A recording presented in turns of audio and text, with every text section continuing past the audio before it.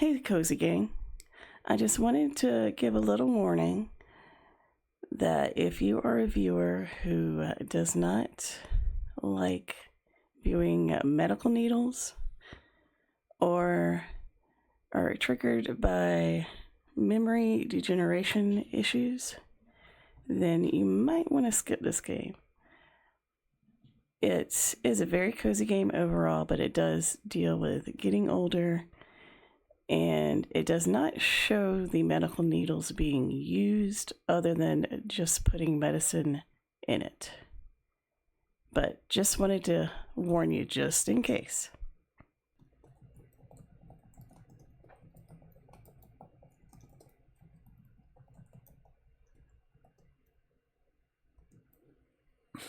This is a work of fiction. It's not like real people.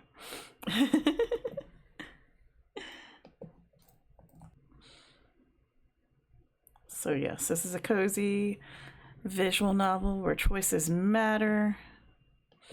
We're a delightful retired journalist who is meeting lots of different people in her neighborhood.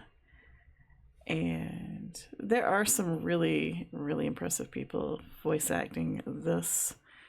So let's see. Y'all ready to jump in?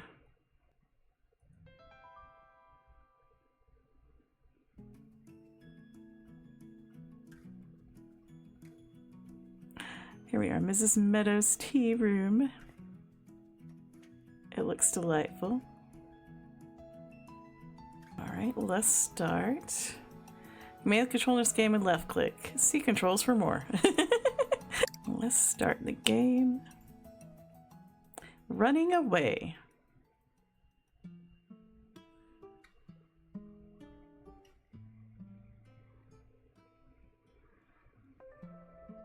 Under boughs and gold canaries, branches reaching for their kin, wishfully I sigh and tarry, waiting for your merry grin. Colours jive across the sky as heavens shake their golden plumes at candy clouds and passers-by. The only missing thing is you. Aww.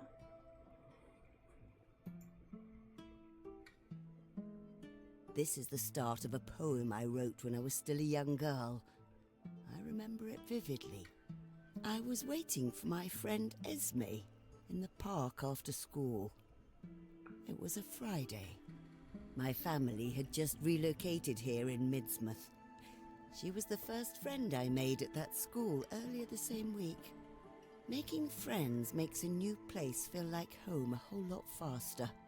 Esme invited me to the park.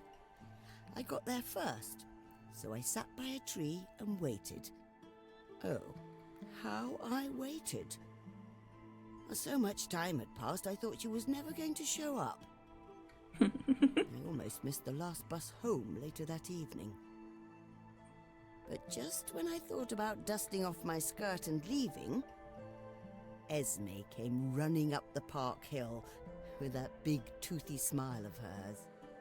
It turned out she was busy preparing a picnic basket, one rife with goodies, and a thermos of piping hot Earl Grey.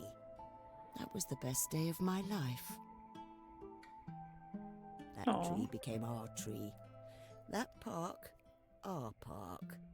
But what really made that day special was when I showed the poem to Esme. She cried until her cheeks glistened. I feared I made her feel guilty about being late, but she said they were tears of joy. Despite all the poem's flaws, Esme practically begged me to write more.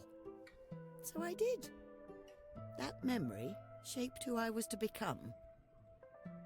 We stayed friends after school, but eventually she had to move. You know how life is. It likes to whisk your dearest friends to the most remote of places. But what luck! Esme is visiting again. Oh, we haven't seen each other in an age. I would love nothing more than to swing the door to my tea shop wide open when she arrives.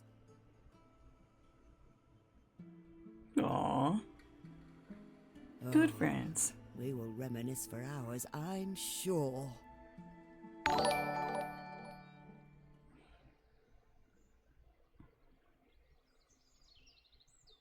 Welcome, welcome in, friends. How's it going?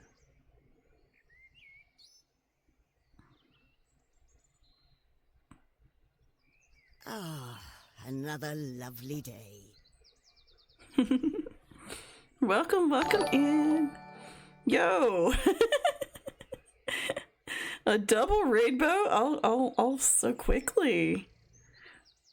Welcome, welcome in. Hey, Cookie Jar Pottery. It's been a bit. How are you doing? Welcome, welcome in. How are you doing, friend? I hope everything's been going well. How was your stream? And welcome in as well to Optimus Procrastinus. How are you doing? You were playing Sips and Sonnets as well? Nice. We have just started. We just found about her friend SMA, who's going to be visiting. 'Twas good. You finished the game. All right, so no spoilers, but how'd you like it?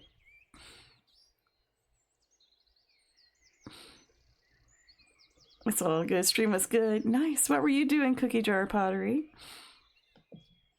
Which, if you were in Optimus Procrastinus's stream, you already got to enjoy it. It's very heartfelt. Awesome. Well, thank you for popping in and bringing both of y'all for bringing your chats in here. Yeah, I love the cute artwork, and the characters look fun. Some impressive voice actors on this as well. Well, thank you for joining the cozy gang. I'm looking forward to finding out the story of this lovely game. And we love some cozy tea making games in general. But yeah, if y'all need to take a break after streaming, please take care of yourselves. Oh, you're one of the voice actors? Bonus? Bonus? That is delightful. Which character are you in this game? It's always hard to tell for when you see from just the screen names on Twitch. I look forward to hearing your voice on here. That's awesome, Grace. Well, that's an extra awesome bonus. That is awesome. So yeah, if y'all enjoy this game and you love hearing Grace's voice, you should definitely check out Optimus Procrastinus. But let's see what Miss Meadows has for us. Another lovely day. Oh! I will choke that little bogey. Goodness. Well, that is quite the entrance. Sorry, miss. Can I stay here for a bit? Of course. Would you like me to brew you some tea while you wait? Tea works wonders for passing the time. Mm-hmm. No, sorry. I'm not a tea kind of girl. Oh, let's ask what's wrong. Yeah, I like the intro, like the description for the game. It's like you need to be a nice old lady, and I like being a nice old lady. Say, would you care to talk about what's troubling you? Nothing's troubling me. The young woman seemed hesitant to speak freely. Whatever she is going through feels personal, or even embarrassing. No. Right. In any case, you're welcome to stay here as long as you like. Mm-hmm. Thank you, miss. Have I not seen you before? Maybe you have. I run around the neighborhood every morning. My name's Cassie. Cassie Bones. Hello, Cassie. I pass by this street a lot, but I haven't been in here before. Nice to meet you. I'm Meadows, or Matilda if you like. And I get it. Not a tea kind of girl. You'll hear no judgment from me. Hello, Cassie. Yes, the character designs in this game are very nice. They took a lot of care with this. And I love the atmosphere in the background too. It's very full with lots of cute things back there. I wasn't always into tea either. Same. I didn't get into tea until Scott and I got married. My schoolmate at the time, Esme, poured me some. Aww. I remember it was quite chilly. One cup was just the thing I needed. I've been on the stuff ever since. On the stuff. I like how she says it. And now you run this place. After all that time, huh? That's some serious commitment.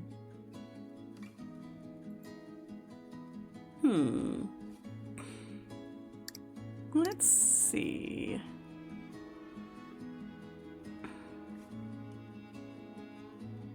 I don't think she's talking about tea. It might be a little bit more than tea. We'll see. How about friends can influence us? Friends can have that effect on us. We are shaped by the experiences we have with other people. I'm definitely shaped by you, Cozy Yang. I wouldn't have Godzilla and all the fun stuff without you.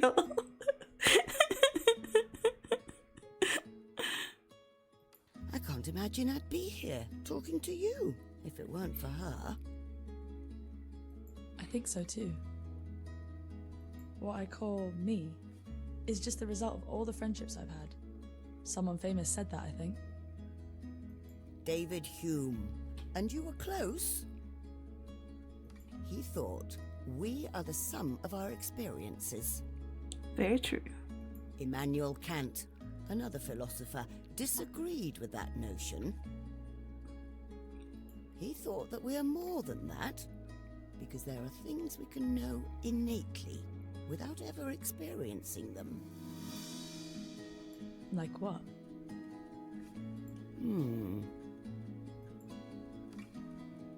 I suppose cause and effect is a good example. Mathematics is another. We can sort of figure out on our own what 2 times 2 is. And I thought I paid attention in school. It's my little brother Carlos. Pardon? The reason I'm hiding here. He's caught something from school, a nasty cold or something.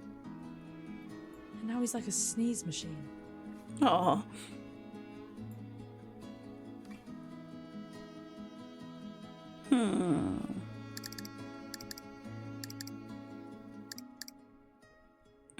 I feel like this sounds judgy. I don't want to be judgy. We're trying to be nice. I'm gonna say, is he okay? Is he going to be okay? He is, but I don't want to catch whatever he's throwing. I mean, that's fair. I'm worried I already did. Uh-oh. This is like the worst possible time for me to get sick. I don't think there's ever a good time to get sick. Oh, have you got an essay coming up? No. I go to LEPA. Heard of them? The League of Excellence in Athletics and Performing Arts? Sure. Why, yes, I have. Quite a big thing, I hear. That's the one. I used to run track back in high school, and LEPA offered me a fully paid training program. Nice. They got us in touch with genuine athletes and trained by industry professionals. Not to mention a monthly stipend. That's lovely. It is. I can't believe I'm running for a living. I couldn't feel more alive. But we have a big milestone coming up soon. If I catch a cold now, well, at best I'll have to wait for the next milestone. I'd be months behind everyone else. I see. Well, tea is good for that. I don't know what to do.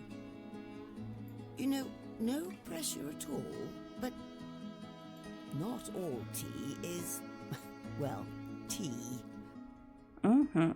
Ginger is incredible for your immune system. Unless it's your cat, then it's going to attack your ankles.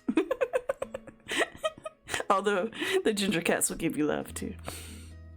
So that will help. Seeing as you run for a living, it's also great for muscle soreness. Plus, it has a nice little burn to it, of which I'm quite fond. Would you care for some? It's on me. I don't want to impose.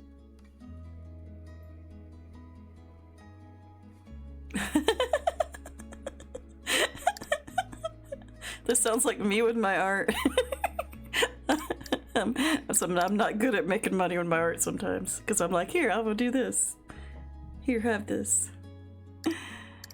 Here, we're being nice. I don't run this place for profit. Oh, come now.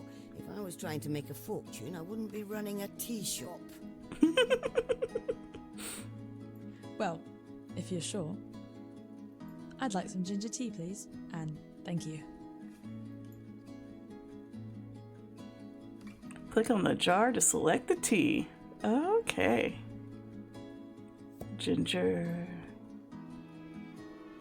Let's make some tea. First, place the infuser in the teapot. Don't worry, I've already added the hot water. All right.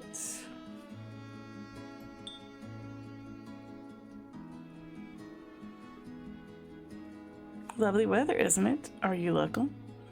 Great, now we let it steep. Pass the time by clicking on small talk. This will make the tea stronger. All right. Are you local? No, we moved here last year. Each kind of tea has its own ideal steeping time. Check the tea book to learn more. Uh-oh. This is a lot.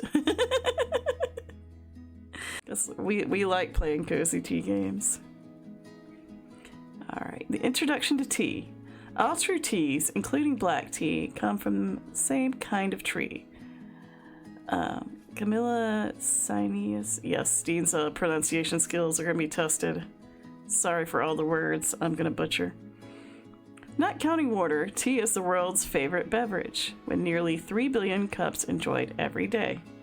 People drink tea for different reasons. Some for its malty, relaxing flavor. Others for its caffeine component, equivalent to 1/3 of a cup of coffee, or just for the joy of it. The most common type of tea is black. Making black tea is a day-long process that involves air wilting, drying, rolling by hand, and complete oxidation of camellia leaves. Tea leaves are then graded and packaged and separately based on their size. Whole leaves are graded higher than broken ones, and dust, the same dust you might find in common tea bags, is the lowest grade. Tippy golden flowery orange pico, speaking of pico, abbreviated to TGFOPI, is considered the finest quality of tea and can be quite expensive. If you come across tea that isn't made of camellia leaves, it is called an herbal tea. Herbal teas are widely varied, as detailed further in this notebook, and are typically caffeine-free. Alright, so we need to go to the ginger one. Preferred strength is the middle one. I hope this doesn't have,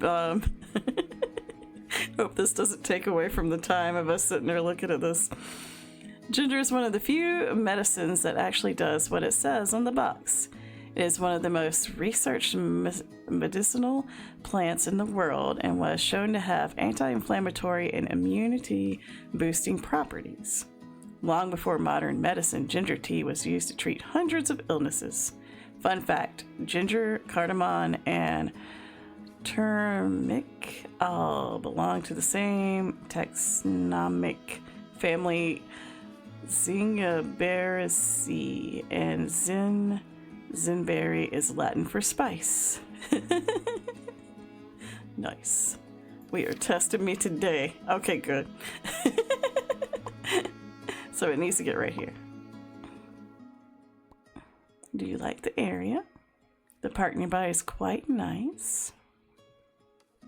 The shop is pet friendly, by the way. Do you like my tour? Here, let's put that. I don't have pets, but I'll tell my friends. All right. Perfect. The ginger tea is ready. Click to serve the cup.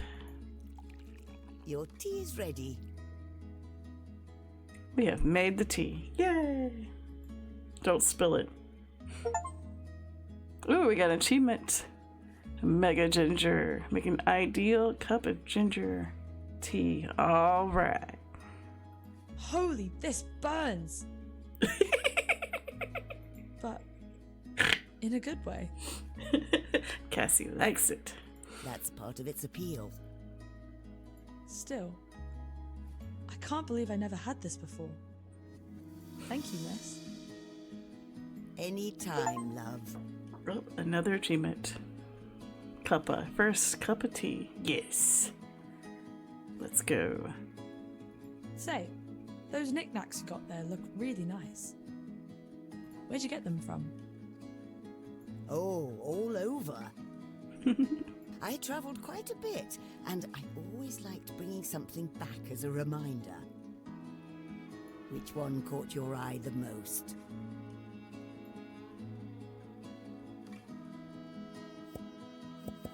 Oh, we can choose which one we talk about. Which one would y'all like to know more about? I'm leaning towards a turtle.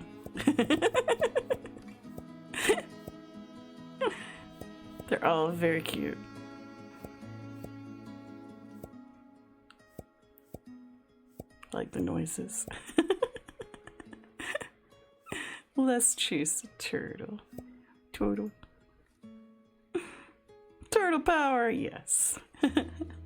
I got this beautiful little tortoise figurine in India, soon after my job started taking me overseas. I was fond of my time there. My conversations introduced me to ideas thousands of years old, but entirely new to me. It was all embodied in this cute wood carving right here. It's so cute. Should I tell that story? It was a bit sad. No, let's say it. I hope this doesn't get too emotional. I want to hear the story. Let's see if I can recall that folktale. A terrible drought was looming, one that would threaten to drain a great lake. The fishes and the frogs sensed this and began migrating down the river, lest they be trapped. Well, hello, Yuki Dog Zombie. How's it going? We got triple raids today. Let's go. How was your stream? I hope it was lovely. However, the tortoise stubbornly refused to leave, proclaiming, "The lake is my only home, as it was my mother's and her mother before her." Soon the drought came, and the lake was dried and barren. The tortoise burrowed, biding her time, waiting for the drought to end. It just so happened that a Buddhist aspirant was gathering clay nearby. He struck the earth with his spade, accidentally shattering the tortoise's shell. Fatally wounded, the tortoise said with her dying breath, "I wish I had left. I wish I had followed the river with everyone else. But here I lay, broken, in my mother's home and her mother before her." Aww. The aspirant took the remains of the tortoise to his followers and shared with them what happened. He hoped they would learn what the tortoise had learned all too late. We have legs, not roots. When life beckons you, you either move on and flourish, or stay put and wilt. Some people believe this is why tortoises and turtles have a shattered pattern on their shells. I'm sorry. I think think there's something in my eye. I know, that was really sad. Give me a minute. You're so cool. I wish I walked in here sooner. The two spent the rest of the morning in casual conversation. Oh, we got an achievement for storyteller. We're telling a story. Every so often, the young athlete's laughter would nearly shake the cups off their shelves. Miss Meadows hadn't had a customer like her in quite a while.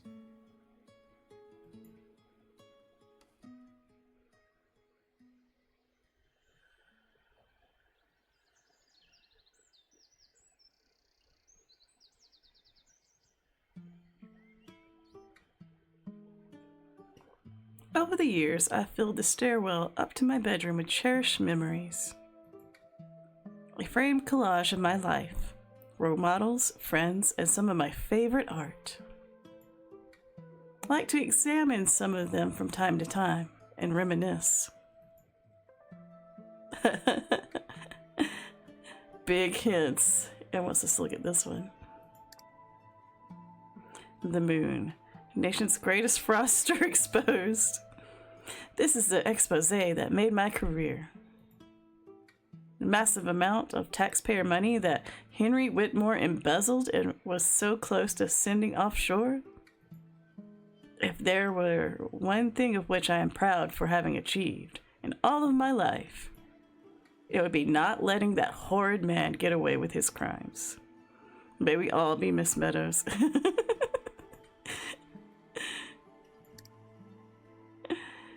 I wrote this poem when I was still in school.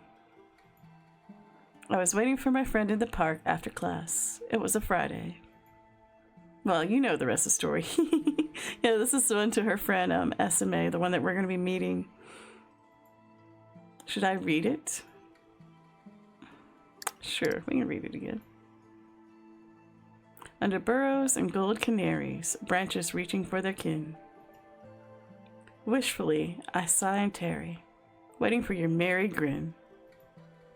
Colors jive across the sky as heavens shake their golden plumes. At candy clouds and passerby, the only missing thing is you. Finally, my friend, you've come with passing time and glee in tow. Let's turn our sandwiches to crumbs as we laugh at all we know. Away, away, we weigh like air. Away, away, we truth and dare. Away, away, we're paper thin. Don't wait for your life to begin. Because life waits for no one, it's on you to give her chase. So give her chase. Ooh, I like that poem. Very nice. An avid fan of my poetry, who used to come to my tea shop, often painted this for me. I could not help but frame it and hang it on my wall, as you should. That's very pretty. To have something made for you is a great honor. I put it here to remind myself to never take such gifts for granted. This portrait of an old man shedding tears shakes me to my core for some reason I cannot explain. Someone at our age should have done all their crying decades ago. Aww. But it is, unfortunately, the same age where everyone you know starts to wilt away. And you wonder, am I the unlucky one for living long enough to grieve them? Aww, that's kind of sad. My successful poem. I've got chestnuts to roast. Nice. Incidentally, the night before SMA left Midsmouth, we met at the park one more time. She brought roasted chestnuts. I made Earl Grey. She told me she wanted to make more, but roasting chestnuts was such a slow process, she didn't want to risk being late to our outing. Another success I owe to her, I suppose. Aw, they're such good friends.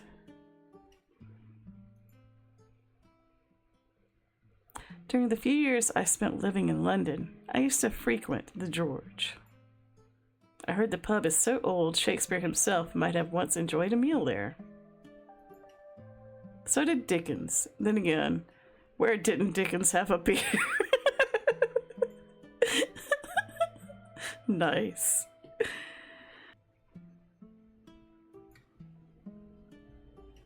The Corinthian Maid by Joseph Wright. This is a recreation, of course. I cannot afford the original, as would me when most art. Although I do have some originals from some good friends. The young man fell asleep against the wall. He was tired and had a long journey the next day. So his lover, Debutees, carefully traced the outline of his shadow onto the wall. That way, she could have something to remind her of him while he's away. Something about that playful yearning always moved me. Aww. I inherited this mirror from my grandmother, who has been my family for generations. I have, not, it doesn't look like this, but I have a mirror that I have inherited from my grandmother as well. I don't think it's been in my family for generations, but it is from my grandmother. Looking at my reflection always gave me the courage to look inward. Introspection is the root of all personal growth, after all. However, lately, I don't know. Looking at my reflection gives me a sense of mild unease. Ha! Must be the wrinkles. Aw. Sweet Miss Meadows.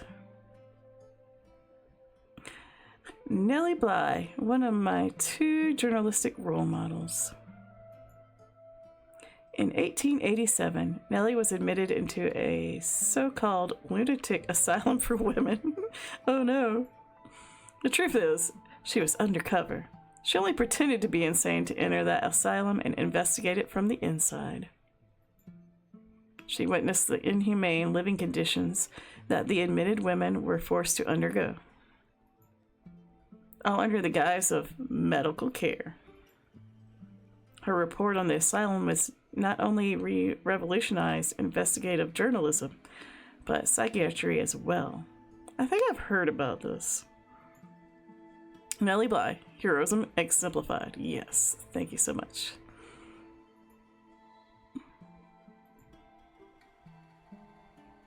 Louise Mack, one of my two journalistic role models. She was the first woman to report from the front lines of a war. And not just any war, the Great War, World War I. Louise was so far away from home, being an Australian, but she was unstoppable. Her bravery and dogged pursuit of truth in the face of death itself, it lit a fire in my heart.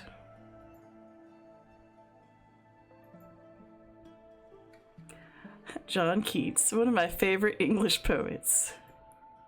He led a tragically short life, having died at 25 from tuberculosis, leaving behind his fiancée and muse, Frances Linden, whom he loved and idolized. Despite his brief existence, his nature themes and emotionally charged poems had a colossal impact on English literature. Oh, bless his soul, I couldn't help but wonder. What else could Keats have written had he overcome his illness and lived longer? Aw. But I suppose he was right when he said, "Heard melodies are sweet, but those unheard are sweeter." Aw. This was SMA and I at her family's house back in the good old days. We took this in our first year of college. Gosh, fashion sure changed, didn't it? SMA's family was so used to having me around, they thought I had a key to the house. Aww. The tea we had on that day was from Azam, a smooth and malty second harvest, which her father had brought home from a trip. He was quite furious that we had finished the whole tin before he got a chance to try it himself. I miss her terribly. Aw. I hope she gets to see her soon. This is an original poster of my favorite movie, back when it came out. A woman called a lawyer seeking legal counsel shortly after being the victim of assault. The challenge? She had not left her flat in 9 years. Her neighbors didn't even know she existed. She was so mentally unwell. Aww. All evidence pointed her not being of sound mind, or non-compos mentis in legal terms. That didn't matter to the lawyer. He still believed she had a case. The story escalated as it became apparent something bigger was at work. Against all odds, the lawyer won the woman her due justice. I love over-the-top legal dramas. Aww. Up. We got the old memory lane achievement. Interact with every frame. Awesome. My classmates and I threw a party after we finished secondary school. You can see how proud of ourselves SMA and I were. We had a lot of fun arranging it. Aww. On the other side of me was Sandy. She ate all the cake. Aww. Those are very sweet. Go upstairs? Yes. Alright, enough reminiscing. Off to my room. Oh, it's very cozy. As Miss Meadows settled in for a quiet evening, there was a gentle knock on her bedroom door. Come in.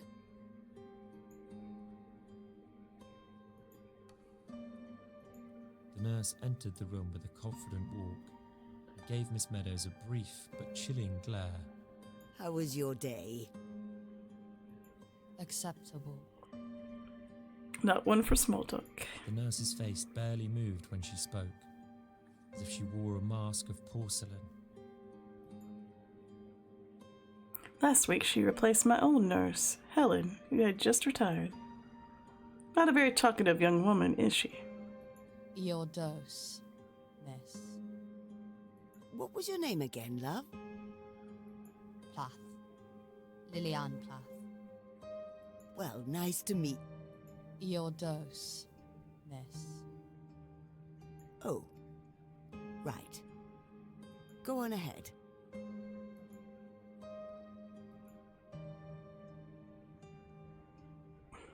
Oh, we gotta do the dose. Oh my.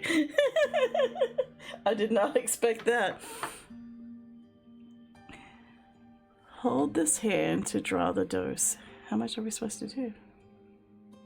Click on the vial to reset. Ooh, no.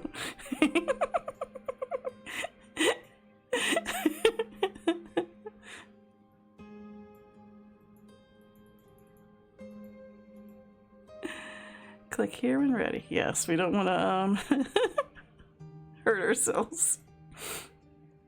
We are done. Thank you, dear. She has the bedside manner of a glacier. The last few visits, she barely spoke a single word. But she seems to know what she's doing. I can't blame her. Poor woman has to go into strangers' homes and see them at their worst. I'll make an effort to break the ice, so to speak. Fancy some tea for your trouble? No. Well, I hope you change your mind someday. I have quite a wide selection and... What is all this? The nurse was pointing at a journal and a pile of papers on Miss Meadows' desk, full of scribbles and ink stains. This? Oh, this is where I write. Right, what? Oh, it's just an old hobby of mine. I like writing poetry, you see. Ah. I wouldn't dare say I'm good at it, but I enjoy it nonetheless. We all should have things that we don't have to consider ourselves good at it, but enjoy them. I got my first one framed by the staircase. It has great sentimental value to me. I have to go. Oh, do take care, and thank you.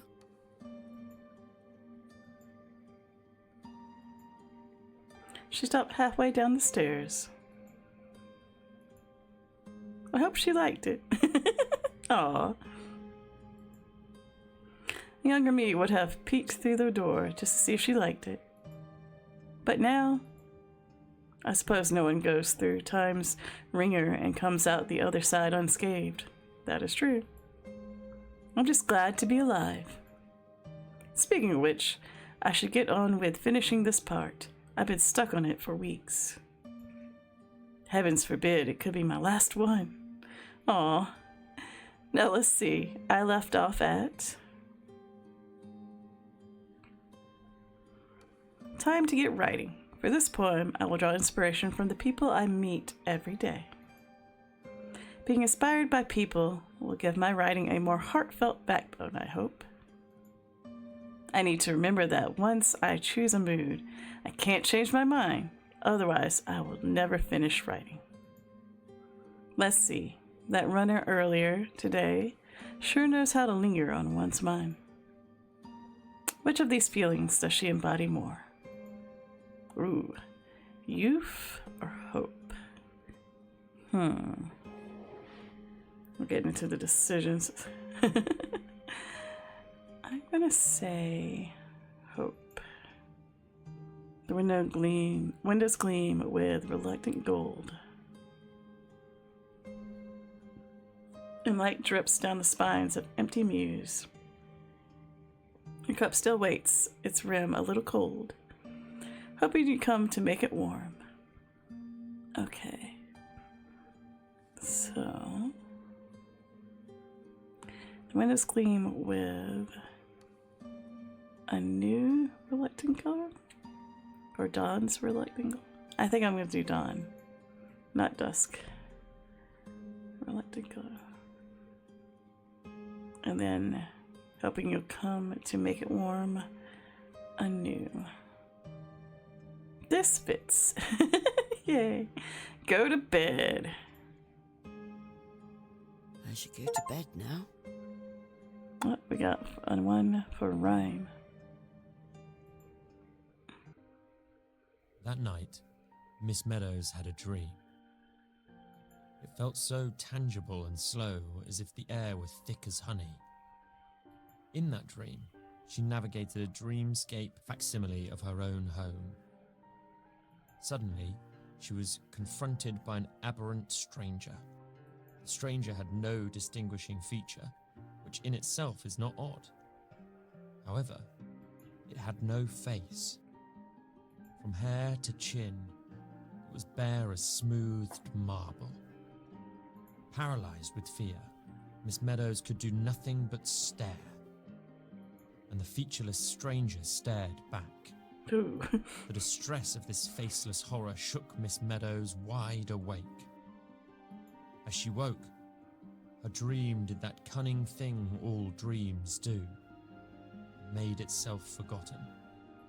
By the time Miss Meadows was wide awake and out of her bed, the dream was gone, and the stranger with it.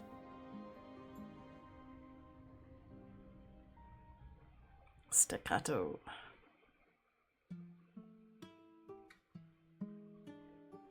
Remember how Esme encouraged me to write after I showed her my first poem? She helped me overcome my fear of showing my writing to others. Oh. I started writing more poetry, then got into prose, and not long after school, I became a news columnist. My old typewriter's still around here somewhere. At first, I only did local news, nothing too important. Then I went national and lived in London for a while. There, I wrote the exposé of the decade. That news story I broke is still talked about today. I'm so proud of it, I got it framed on my wall. We did see that on her wall. One success led to another, and soon enough, I was sent to report on events across the world. I remember every city I've been to.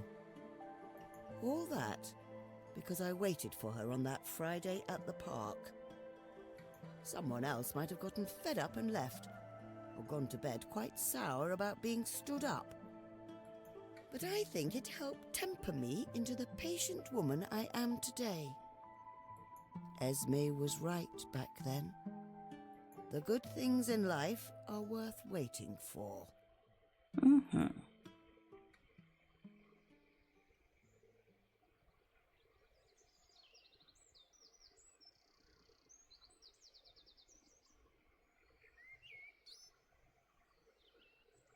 Miss Meadows was used to customers walking right in and hearing that bell jingle as they do. I really do love the little sceneries in here. It's very cute. What she did not expect to hear, however, was a knock. Is that knocking? That's odd. It's open. Come in. You all right? Welcome, young man. You didn't have to knock. The sign did say open. But, miss, your business looks so much like a home, I felt it too bold to just waltz in. How perceptive of you. It is my house. I just turned this floor into a tea shop is all. I thought people might find it more relaxing that way. It certainly is. Nevertheless, I shall treat your proprietary space as if I were a guest in your good abode. By all means. Are you sure you don't want to put down your backpack? Backpack is not quite the term. The bulk of the young man's baggage peeked over his head like a jagged mountain looming over a mustachioed hill. I like the different theme music for the different visitors too. Man-sized freight is perhaps more appropriate. No need. I got quite used to it. Having a tea shop sounds nice. It does. It does sound very cozy. Probably smells wonderful too. Though, I will be sitting down, so that my luggage no longer tries to introduce me to the floor. As long as you're comfortable. Tea? Yes, please. Earl Grey. Extra strong. Coming right up. All right. Let's look at the notes for Earl Grey first. I'll say the preferred strength is all the way. Chamomile tea, when infused in essential oils extracted from the rind of bergamot, becomes Earl Grey. The extracts of this citrus fruit gives the tea a unique fruity hint, not too dissimilar from orange zest. Unlike other kinds of tea that date back thousands of years, Earl Grey is somewhat of a novelty, only appearing in literature as early as 200 years ago. The origin of Earl Grey is a topic of debate, some attributing it to a former prime minister with the same name. Because it is chamomile-based, Earl Grey contains as much caffeine as black tea. Alright, so let's get the Earl Grey. Put it in. We gotta let it get all the way to the end. So we're gonna make some small talk. Do you like mid-small so far? Quite little town, I must say. It was supposed to rain today. I grew up here, you know. Must have been idyllic. I miss small towns. Let's see. Can't help but wondering, what do you have in that backpack? Oh, this books mainly, and 2 laptops. Oh my. Do you have a favorite beverage? Let's see. Tea, coffee, ginger beer. I can't decide. How about biscuits? Yes, please. All right. Serve the tea. Yeah? Much obliged. The the spectacled man made no effort to hide the wave of relief and contentment that washed over him as he took a long sip. This is simply splendid. I haven't had tea this good since my trip to Kulukumalai. Nice. We got the Earl's Court Achievement. Let's go. Oh my, you've been to Kulukumalai too? Have I ever? The region of Kerala was where I did my seminal paper on langur ethology.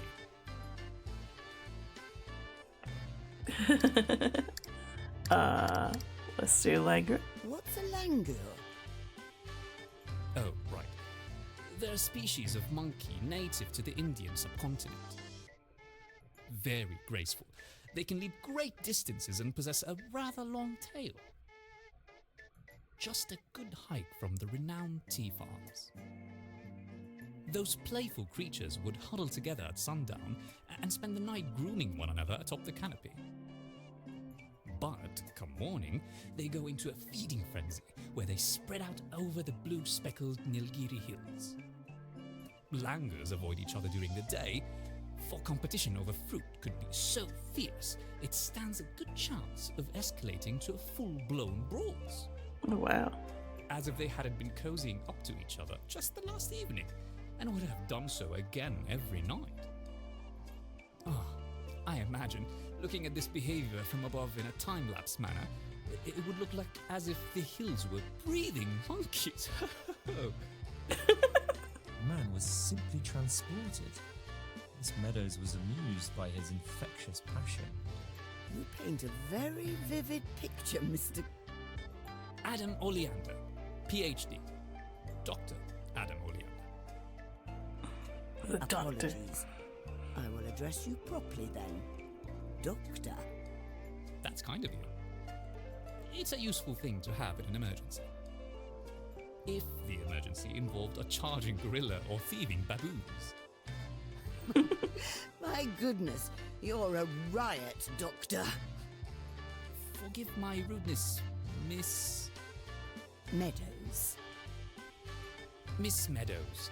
I recall you suddenly adding a 2 to your Kulukumalai inquiry. Have you visited? Oh, it was a long time ago.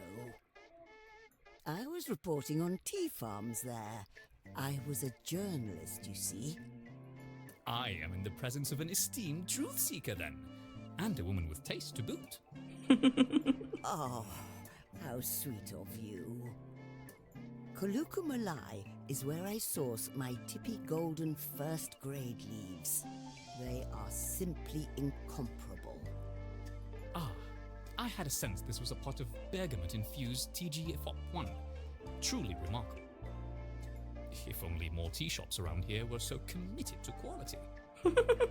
We have the best. Well, you are always welcome here, Doctor. I am overjoyed to hear that. However, I'm not staying long, I'm afraid. I'm only staying in England for another week or so. Conferences and so on. Oh, I used to love conferences. Getting a press badge made me feel special. Keen in knowledge we are. Did you find journalism rewarding? Oh, was it ever? I struggled at the start, for sure. There was an expectation in that industry to comply with certain messaging, shall we say. Uh-oh. Unfortunately for them, I never liked being told what to do. I was even fired for it once. Miss Meadows standing up for what she believes in. Let's go. Goodness. But then I made my big break. It was validating to see that holding on to my principles, painful as it was worth it. And what principles are those? The truth must be revealed exactly as you find it, without embellishments for anyone's benefit. With that, I must concur. Some members of the scientific community were found accused of misconduct, similar to what you say you were expected to commit. They are desperate enough for accolades that they fake data or twist it to serve their needs. It causes more harm than good. Pure selfishness is what it comes down to. Precisely. But please, continue. How does your career relate to your journey with tea? Well, after my big news story, you see, I was getting requests to cover news all over the Isles, and later on, the rest of the world. That's how I got to know tea so intimately, by flying around and trying all sorts. I have no doubt you did us all proud. Oh, that's sweet of you to say, Doctor. Say, the conference you're here for, what's it about anyway? Oh, that? You wouldn't believe me if I told you. You'll think I'm having a laugh. Uh-oh. No, please, go on. I won't. Well, if you insist. I am here to attend a conference on recent discoveries on type 2 diabetes in domesticated fauna.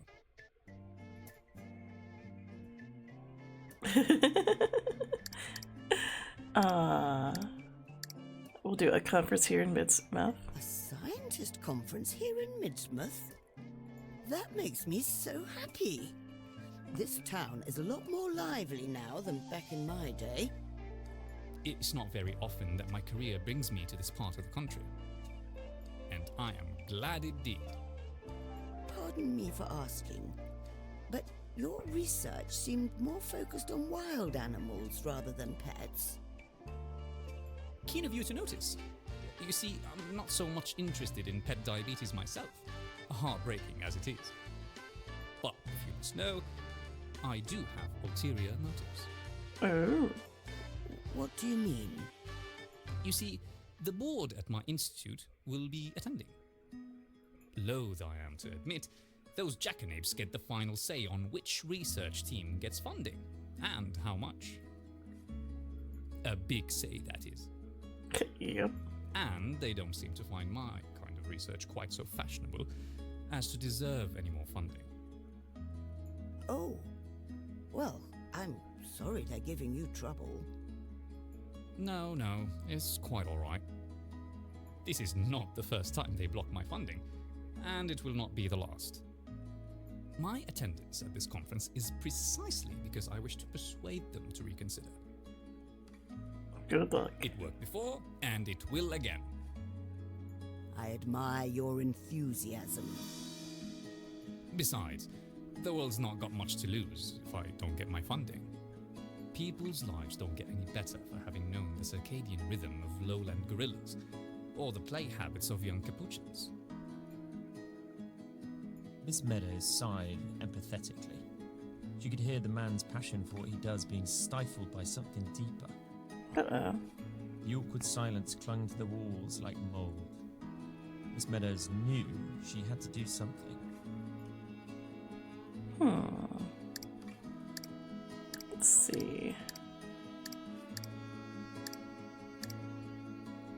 Maybe we'll tell him to be more assertive. In that case, you should really give it to them. Be assertive. Huh.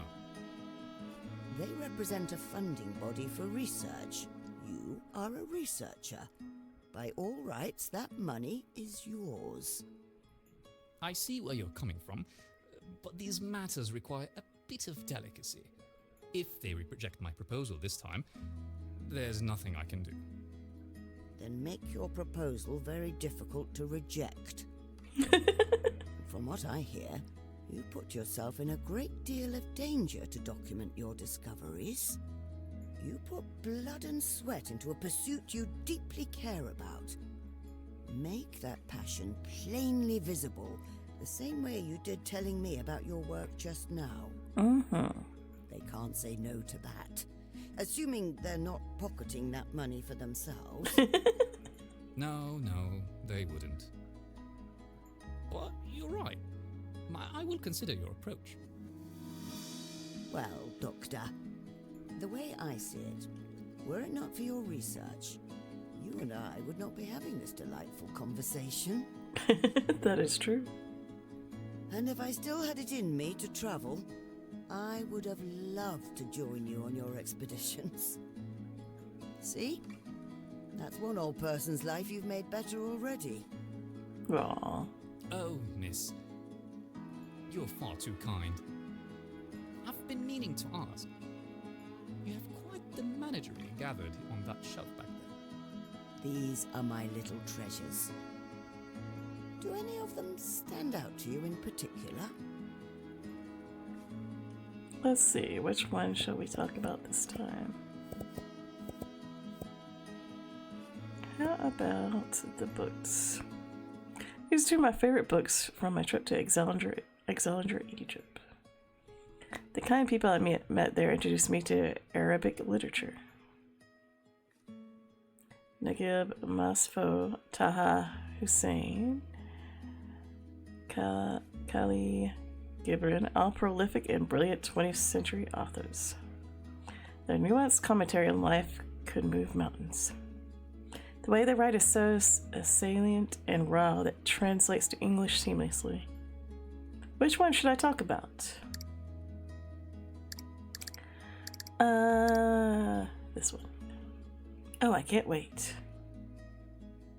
While not Egyptian himself, Khalil has an avid following in the Egyptian literature scene, and his works can be found everywhere. This book, The Prophet, is one of my favorite works of literature. In it, a fictional prophet spoke to the masses who gathered around him and sought divine wisdom. One in the crowd asked, "And what of love?" The prophet said this: "When love beckons you, follow him, though his ways are hard and steep. When his wings enfold you, yield to him, though the sword hidden amongst his pinions may wound you.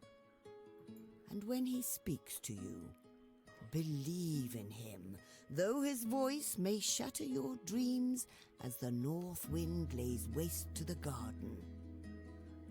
For even as love crowns you, so shall he crucify you. Even as he is for your growth, so is he for your pruning." I heard of Khalil's Prophet, and I regret not reading it.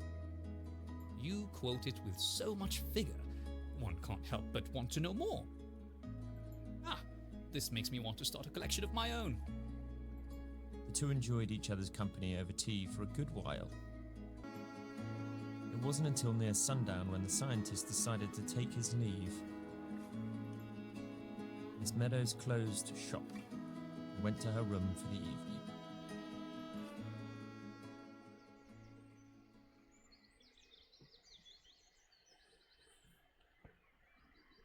The artwork's very delightful too. What a delightful day this was. Well, off to bed, or maybe I feel like reminiscing again. We have already looked through everything here, but has nice little things from her life that you get to look through. I feel like it wants us to look at one of them at least. Joseph Wright's Corinthian Maid. Quite fond of this painting. That's what it looks like to miss someone before they've even gone. Okay, so I'm guessing the glowing ones had a little bit more she wanted to say. My favorite movie. It's about a victim that, by all accounts, should not be believed. But the attorney did believe her. When all cards were finally on the table, it turned out she was telling the truth all along. Legal dramas are a great medium to explore abstract concepts in a somewhat realistic setting.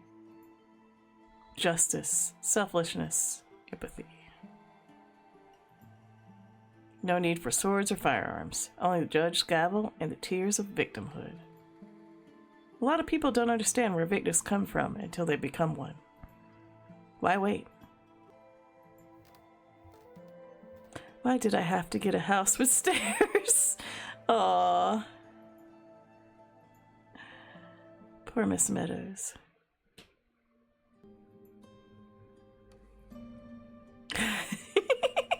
As they say nothing to each other. The stern-looking nurse had not said a word since her timely arrival.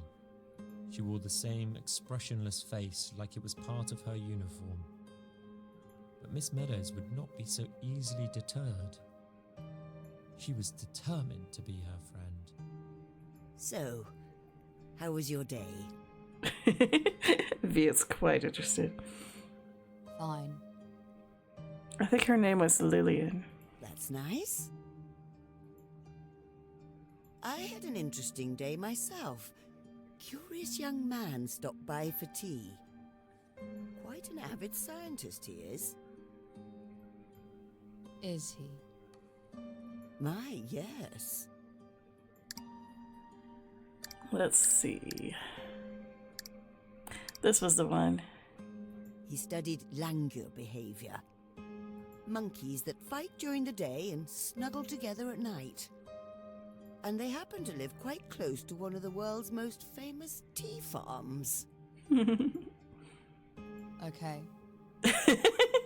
She's like, cool. Scene. The nurse's lack of interest could preserve perishables. Miss Meadows rallied, however. She was not going to let the young lady get away with being broody 2 nights in a row. Say, you're the artistic type, aren't you? I've got a feeling you express yourself through some medium, yes? I did. Not anymore? No. I practiced the violin, but I grew out of it. Aww. They say it's like riding a bicycle, playing music. You never forget how to do it. Is that true? I wouldn't know. I never got back to it. Oh, I'm sorry. Look, yeah, she's probably gonna pull out the needle, so just warning. Your dose, miss.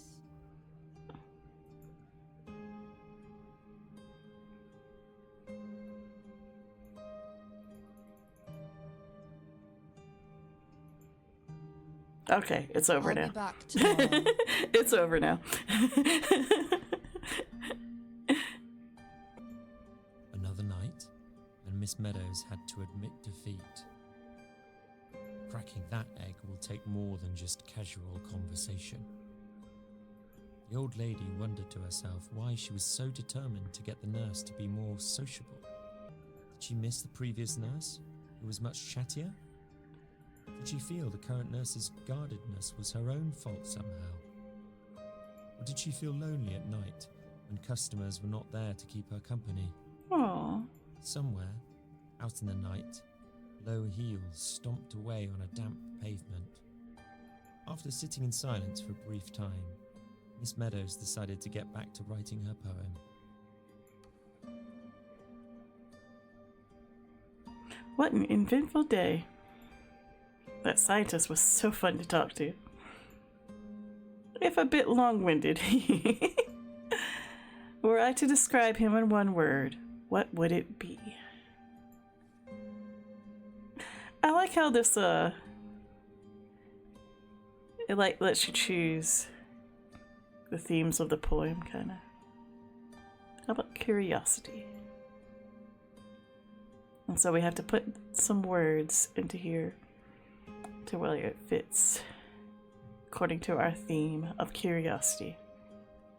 I wandered where silence held its breath, my thoughts of you like lanterns in the dark. When asked to of you, I did at length, until my throat dried up and turned to blank. Let's see.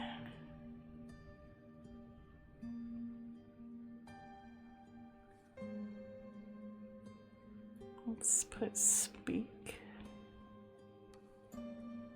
Lovely. I'm gonna put wandered paths. Rhymes. And we'll put work.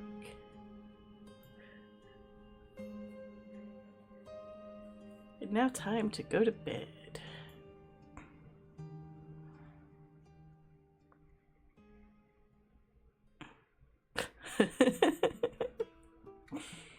Oh, cute little birds. There are perks to living as long as I have. One such perk is that you get to be a living witness to many events, both great and terrible. School children would be yawning through history class, but to you, it's not history. How could it be? That's definitely how the last 10 years have felt. You were there. A living, moving collage in your head. One you get to relive with verisimilitude, real as the day it happened. Some say longing for the old days holds you back. That nostalgia keeps you looking backwards and denies you the joy of living in the moment. Like eyes glued to a television, missing out on all the life going on outside the window. As if such a thing would be an act of sacrilege to those older and thereby worthier memories. But I much rather think I've seen plenty. I've earned a bit of telly time. Miss Meadows is very cute.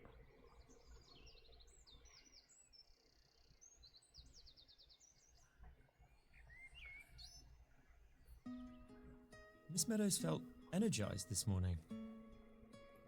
The arrival of her dearest friend, Esme, was drawing near. Aww.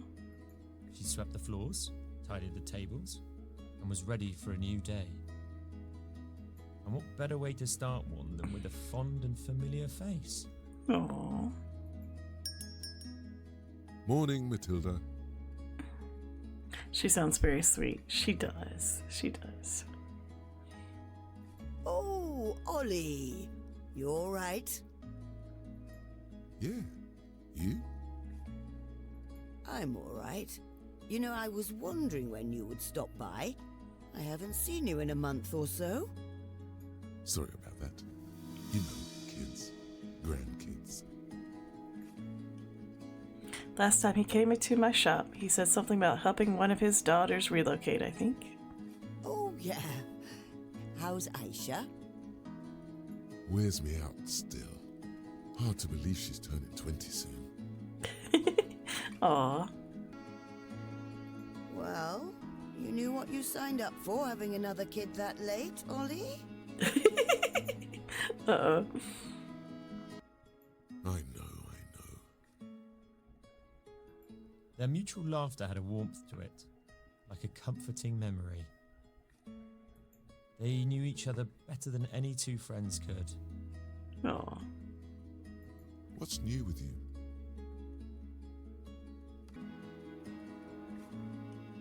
Well, you know, Esme's coming to Midsmouth for a visit. Oh, it'll be lovely to catch up. Esme's coming? Yes. Did she call you? Uh-oh. As a matter of fact, she did. Shortly after you left last week, she said she's staying for a month, visiting family. What's wrong, Ollie? I thought you two were close as well. Oh, it's nothing. Uh-oh. The old man dodged the question with little finesse. She recalled that Ollie had an awkwardness about the subject ever since Esme got that job overseas. Thinking better of the matter, Miss Meadows decided to drop it. Uh-oh, we got drama. Would you like the usual? Oh, yes, please. Green tea coming up. Thank you for telling me, Miss Meadows. I was about to be like, oh no, what is the usual? We just met him. Let's check our notes. Green tea. Alright, so I just need to get this second one.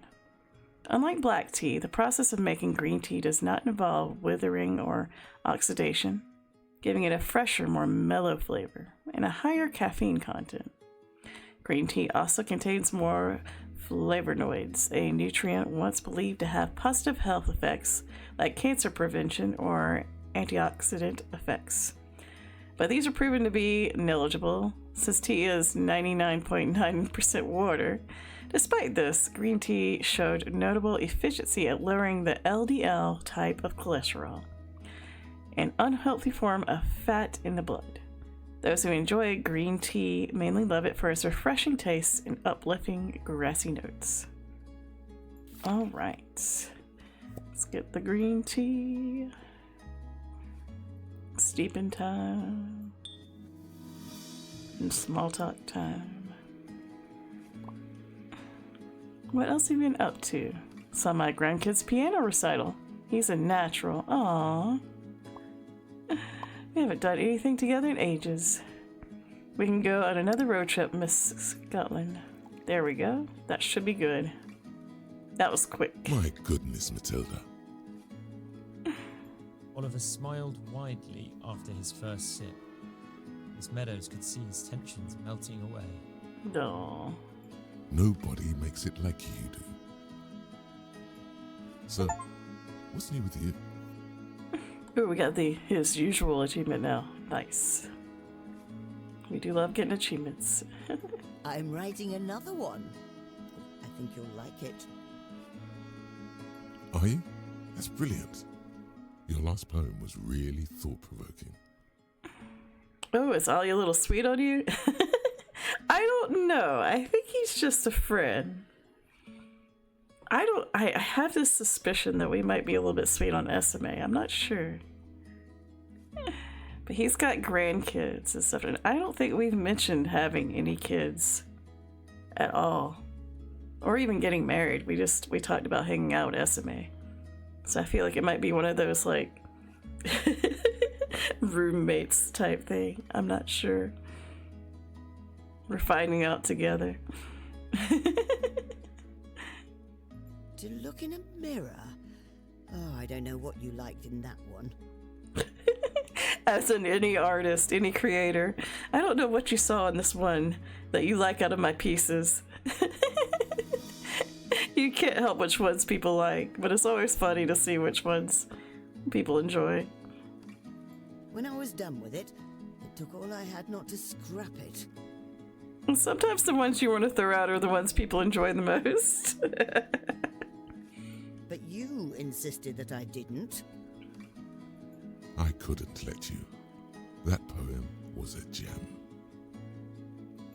You touched on introspection, a subject that's dear to me. The most sincere kind of growth only comes from acknowledging what we see in our reflection. You made the abstract tangible, a mirror, a bit on the nose, but so understated.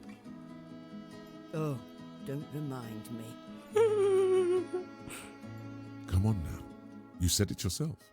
You can look away, or you can confront what you see. We tend to be so focused on surviving the outside that we forget to look within. Your inner self is a child. Neglected, it becomes unrecognizable.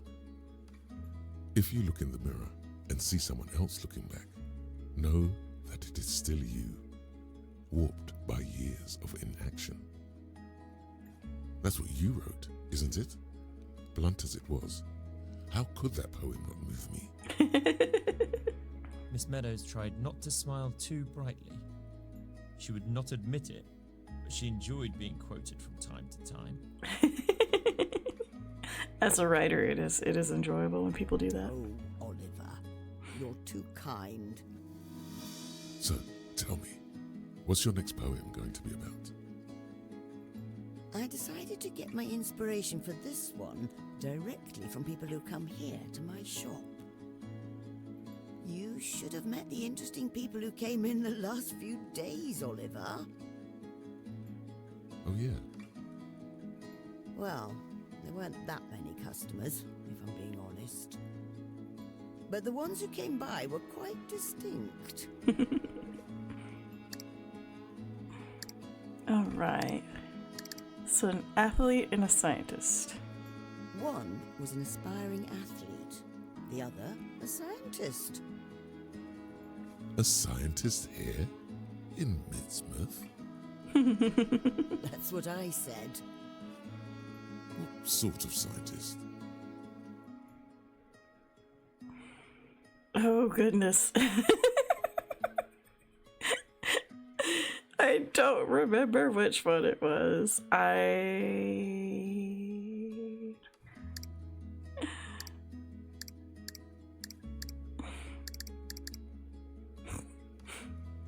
This is one Steen should have paid more attention to. Oh, hang on. It's like, I got this. Can you have it redo the question? No. I don't think so. So, the scientist that we were talking to was one that he studied langur monkeys. He studied their behaviors and stuff and was trying to find out like about type 2 diabetes in wild animals.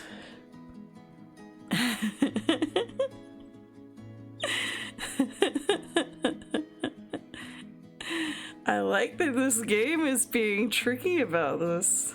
I know the choices do matter. This is interesting.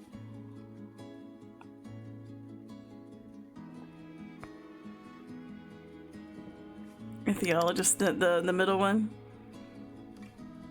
A sum of primate behavior. Okay, thank you. Thank you, chat, for helping me out. He said he was an ethologist. What's that? Oh, wild animal behavior, apparently. Can't resummon prime. Aww. What animals? This town isn't exactly a teeming wilderness. Oh, he's not here for research, just attending a conference. We have conferences here too. I said that too. Gosh, I wish you were there. I felt I could learn a lot just listening to them talk about their lives. It is nice hearing people talk about their lives. And they love what they do. I find people like that inspiring. You're pulling out all the stops now, aren't you? Yes. I am. I feel like I have to. What do you mean? Well, let's be real, Oliver. I'm not getting any younger. Aww. Oliver looked like he was going to contest that statement. To say she's wrong, to laugh it off, to proclaim she's got plenty more left in her. A conversation they've had many times over. Instead, he decided to take her mind off of that grim tangent. Are they making us fall in love with this woman for something bad to happen? Oh no. Does your new poem have a title yet? No, I've yet to come up with one. Well, you better finish it, because I want to be the first to read it. Oh, thank you, Ollie. Meadows' gloom ceded to the warmth of gratitude. You most certainly will be. She hoped the conversation would organically return to the subject of Esme, but it never came to be. Next time, she told herself. For now, she simply enjoyed Oliver's company, as she had when they first met, many years ago.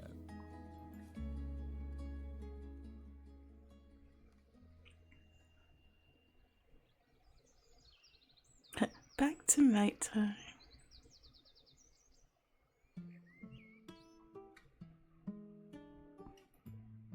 I'm so glad Ollie stopped by. Every time we chat, time just flies by. Wonder why he got so weird when I brought up Esme. Always had a sneaking suspicion he had a thing for her. Yeah, game, please, sir. I know, I love Miss Meadows. I don't want anything to happen to her. Alright. Ooh, Ollie. Onward and upward.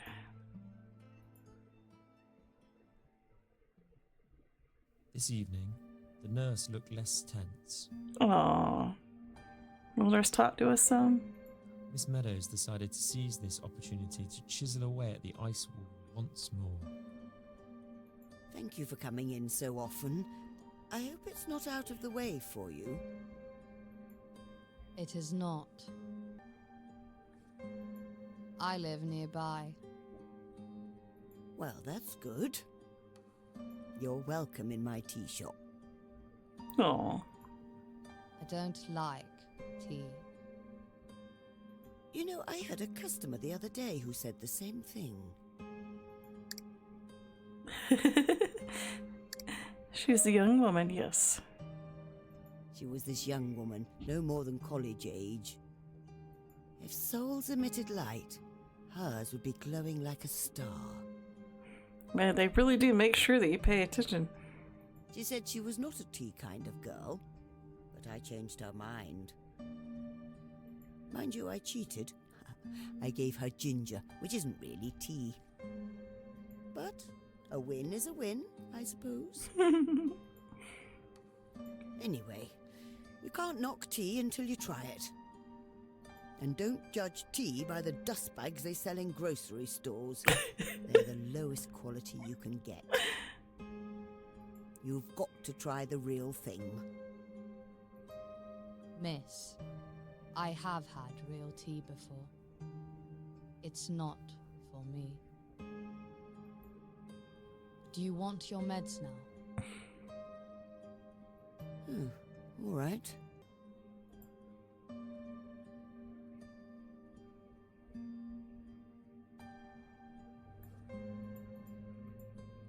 Oops, I went too far.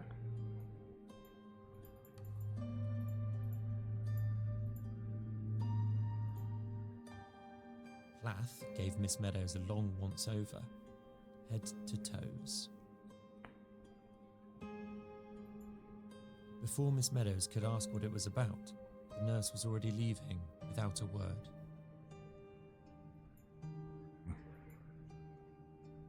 I should get back to writing.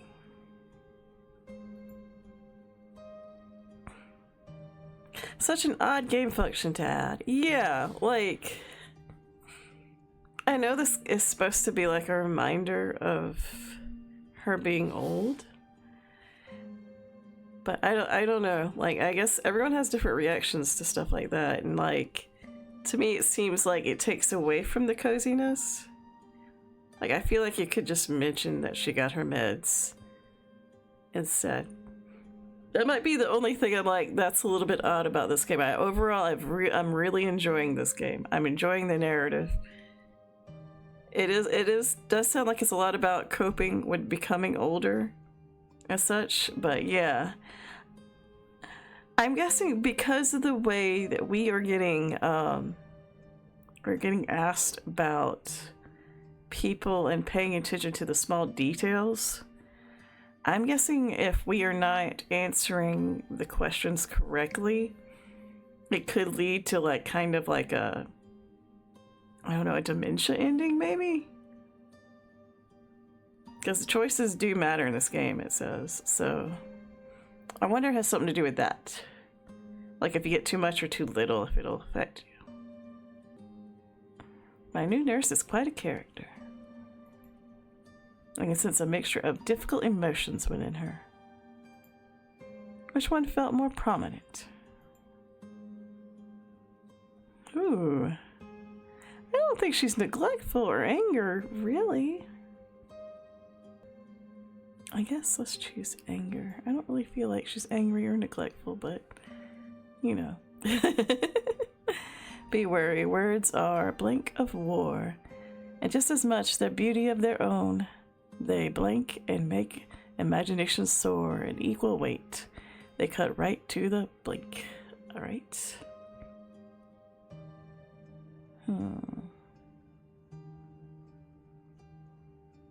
Let's... The implements of war rhymes.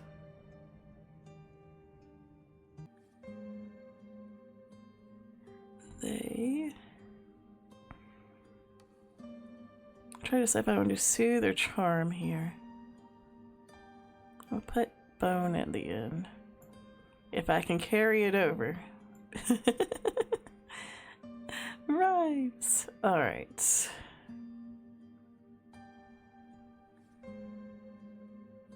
I think I'll choose soothe.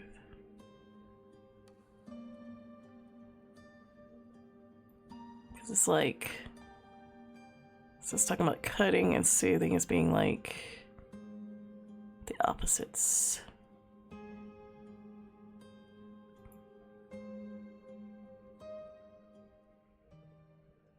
Ethos.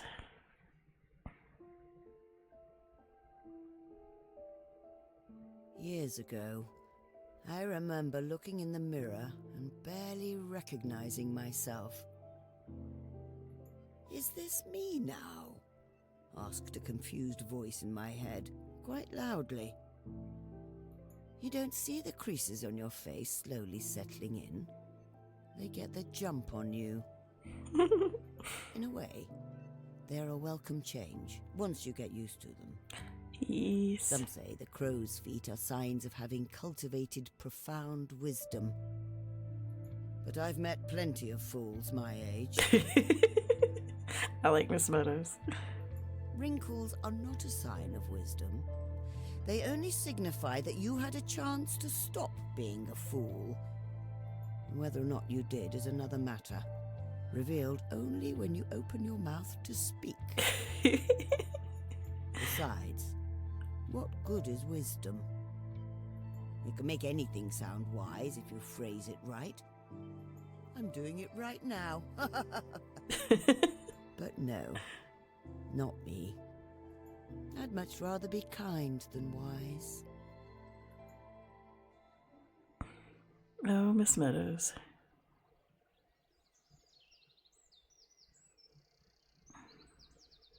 Another tea room morning. The pang of melancholy brought about by Miss Meadows's reflections this morning lingered in her mind like an unwelcome guest. Aw. It didn't help that the few customers that came and went were all in a rush to go about their day, and not one was in a talkative mood. That was until a jolly, mustachioed face burst through the tea shop door. Miss Meadows. It's the doctor, the scientist. Oh, Doctor! Good to see you again. You seem to be in a good mood. Am I ever? You'll never guess what happened. You got the grant! I got the grant. Yay! He got the grant!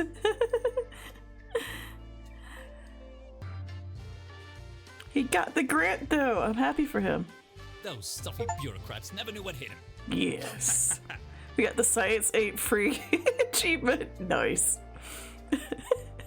I marched right up to the head of grants, one Mr. Huxley, and demanded my due.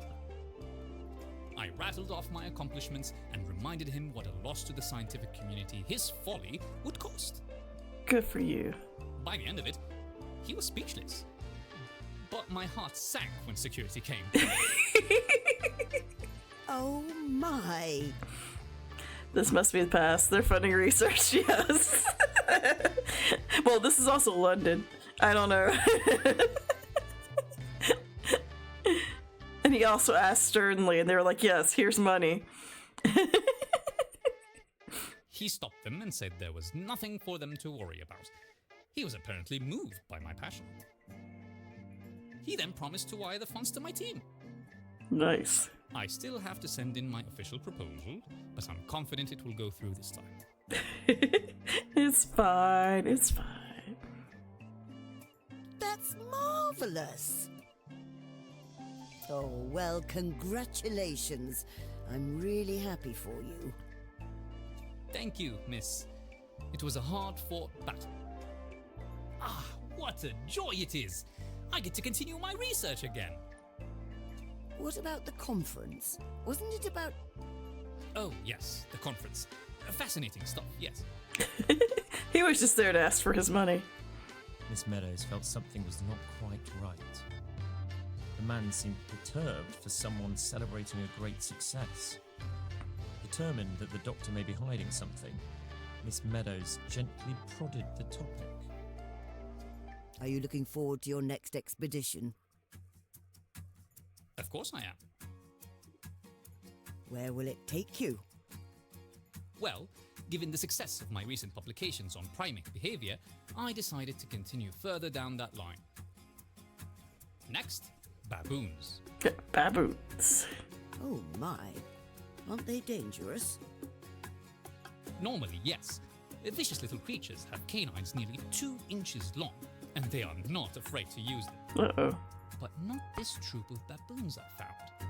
They are a treasure trove of novel animal behavior, very different. How so?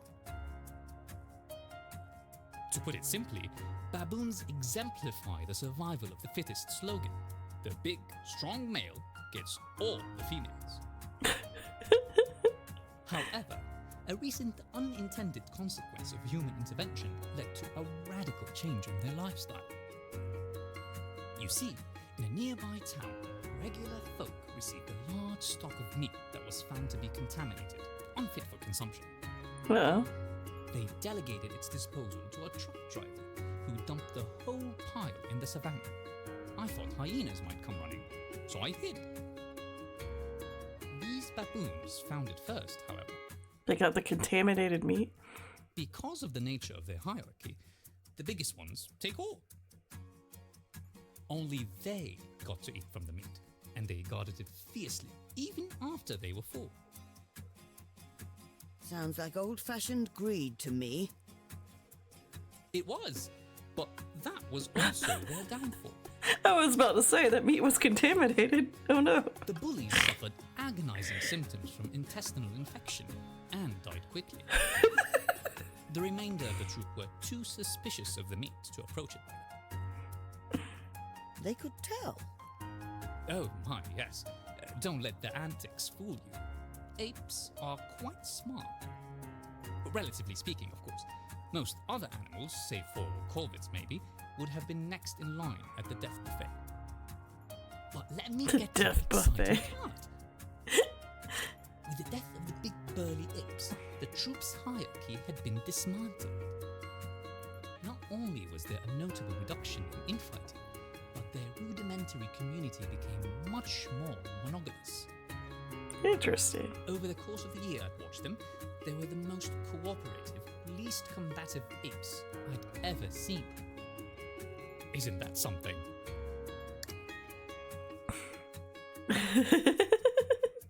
That is quite fascinating. Fascinating.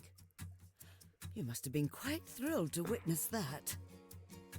That's an understatement. If it weren't for that major discovery, I would have had far less ammunition for my argument with the funding staff. Ah.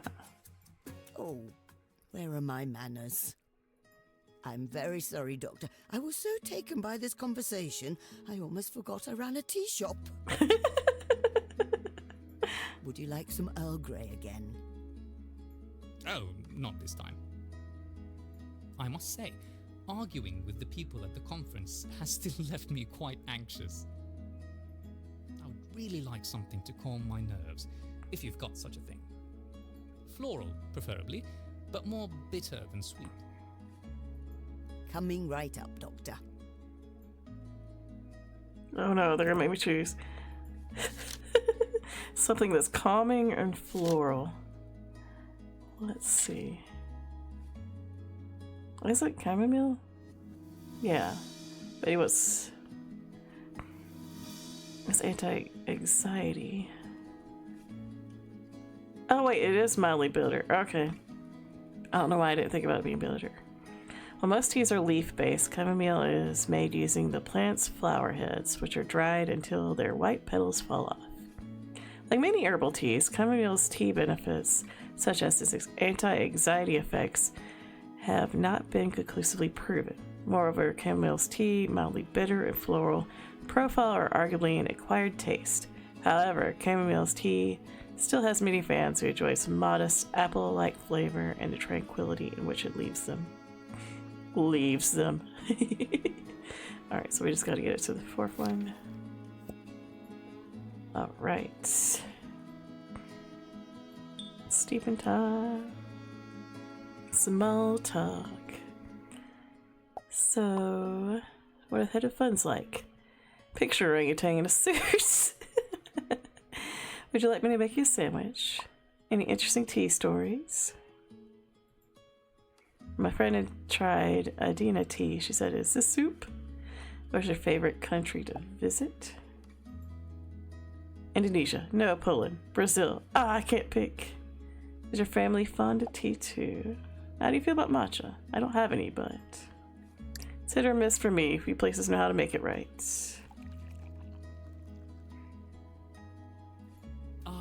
Chamomile and brewed to perfection. Thank you. I can feel the anxious particles disintegrating. Yeah. With every sip. We got the Chamomeel Achievement. Thank you, miss. You're most welcome. Every time I feel a touch of restlessness, chamomile soothes me like nothing else. You are as shrewd a businesswoman as you are a tea maker. The doctor's eyes wandered to the far wall, adorned with knickknacks from across the world. Would you mind if I asked you a question? Not at all. You seem like a well-traveled woman. Being a journalist took me places, certainly. Do you regret it? Aw. Why do you ask? Well, you see, I love what I do, truly. A dream come true and all that fact. Not many could claim to have been a few inches away from a snow leopard in the wild and survive to tell about it. However, I must admit, I sometimes wonder what my life would have been like if I had instead, you know, settled down. Uh-oh. We're getting into deep conversations. Wake up, commute to work, earn an honest crust, do my part for society, then be home for supper.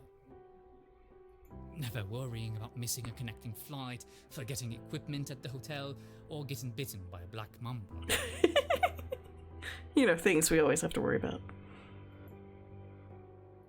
I love what I do. I feel free as a bird. But what if I'm a tree? Trees have no business being airborne. You crave stability, then? Well, maybe. I'm not quite sure what I want. On one hand, there is something comforting about familiarity, routine, like an old friend. But on the other hand, I feel I wouldn't be as interesting if I had stayed in one place. This is a tough question for anyone. Being a citizen of the world, I have seen more of our pretty blue marble than most of my peers ever could if they had a whole year's worth of vacations. And being interesting is something that matters to you. Of course, I would hate to be a bore. I would hate to tell the same old stories to the same old people who were there to see it for themselves anyway. Meaning no offense, of course. None taken. I hadn't taken you for the sort of person who had put much stock in how he was perceived by others. Not that that's inherently bad. I travelled a lot because my job in the press necessitated it, but I took that job to begin with for a purely selfish motive. I wanted to see the world, all of it, with my own eyes, or as much as I could at least. The places I'd been, the people I'd met, the memories I still carry with me. It was worth it just for that. Being able to talk about it with equally well-travelled people such as yourself is a nice bonus. So no, Doctor, I do not regret the years I spent travelling. Aww. And I hope you don't either. You have given me much to digest, madam. Say, tell me more about those memorabilia you've got over there. Which one do you want to know about this time? Let's see. Let's do the teapot. One of my favorite pots. So much I don't use it. Cast iron is resilient, don't get me wrong. This is more of a souvenir from my brief time in China. I stayed in Hangzhou. Let me tell you, you will find no better green tea than there. Should I tell an anecdote from my time there, or share something more historical?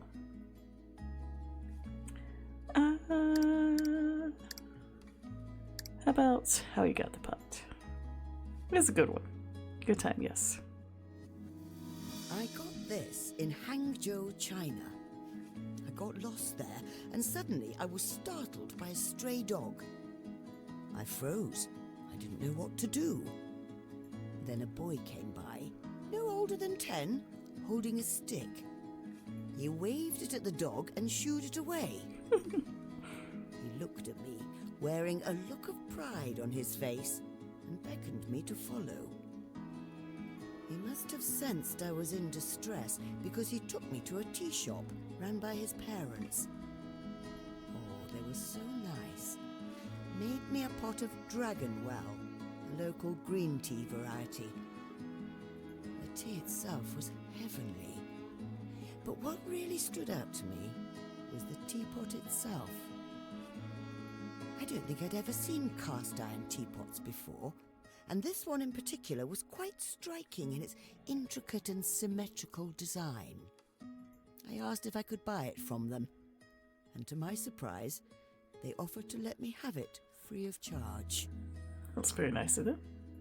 Whenever I could find tea, I always found generosity and kindness as well. That boy sounds like he's going to grow up to be quite reliable. His handling of the situation was pretty clever too. I would have communicated with the dog using body language, but that's just me. I'm joking, of course. Well, I must be off. A pleasure as always, miss. The scientist's departure was bittersweet. It felt like there was something left unsaid.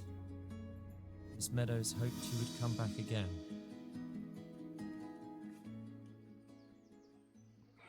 Another day done.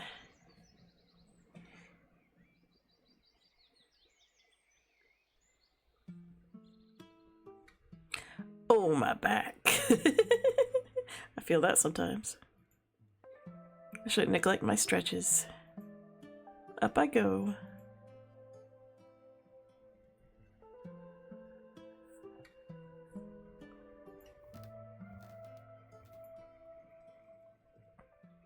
Nurse Plath came in on cue. To Miss Meadows' utter lack of surprise, she did not say so much as a hello. Without much pomp or circumstance, she got right to work.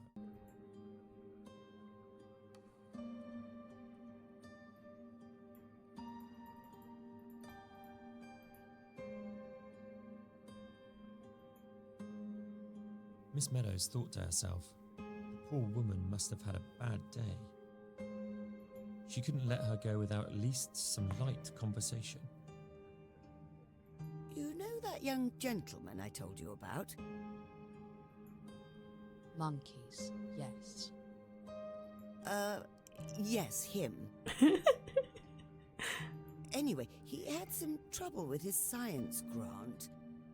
People he worked for wouldn't give him the money he needed, so he fought to get it back. And he did. Good man. I'm so happy for him. You ask me, those bosses of his might be keeping some of those science funds for themselves. If I still had it in me, I'd look into them myself. Show them some well-deserved comeuppance. Uh-oh. I used to be a journalist, you know. The nurse said nothing, but an audible, low-register scraping could be heard from her direction. Huh? She was clenching her jaw, teeth grinding like cogs in an old clock tower. You all right, love?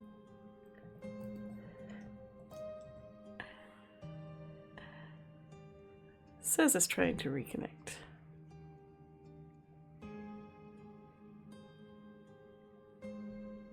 I think it was reconnected. What a cliffhanger. What a twist. I promise I wasn't trying to leave you in suspense. The nurse just left suddenly.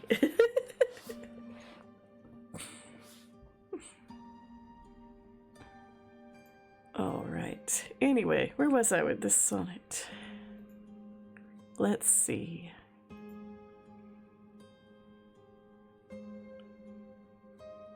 I understand the poor doctor's dilemma. I was there once. We all ask ourselves at some point, am I happy here? Or am I destined to roam? I guess Wanderlust? I walk old blank where once we dreamed weakly. Their lamplights flickered at our youthful pluck. As birds desire blank, did we a world to see until we're out of blank? Oh, let's see. Guess we'll put streets.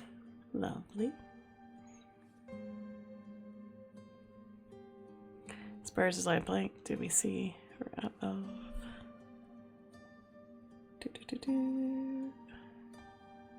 I don't know.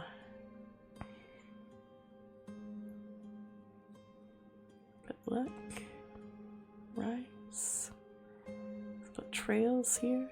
No, I don't think. Okay, ma'am. She said no. As birds desire traveling. Go to bed. She's like.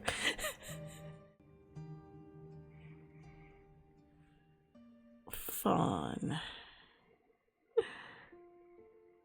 What was the noise? This morning, a familiar dream shook me wide awake. The nurse was grinding her teeth and she went off in a hurry. So I don't know if the nurse might be protecting her feelings by being standoffish. I'm not quite sure. So I feel like we're getting old and something's going on with that.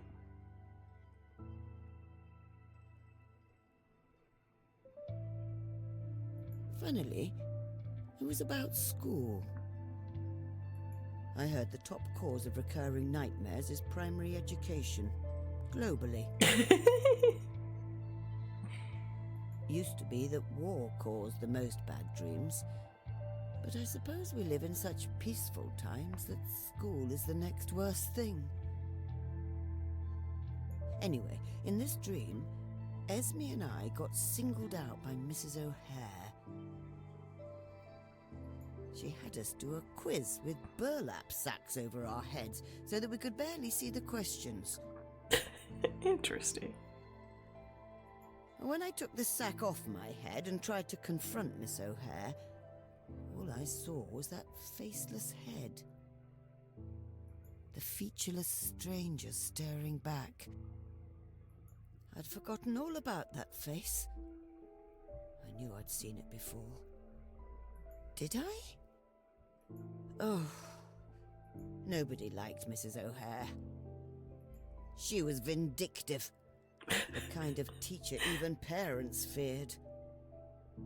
Still, when I heard she'd passed away, I went to her funeral.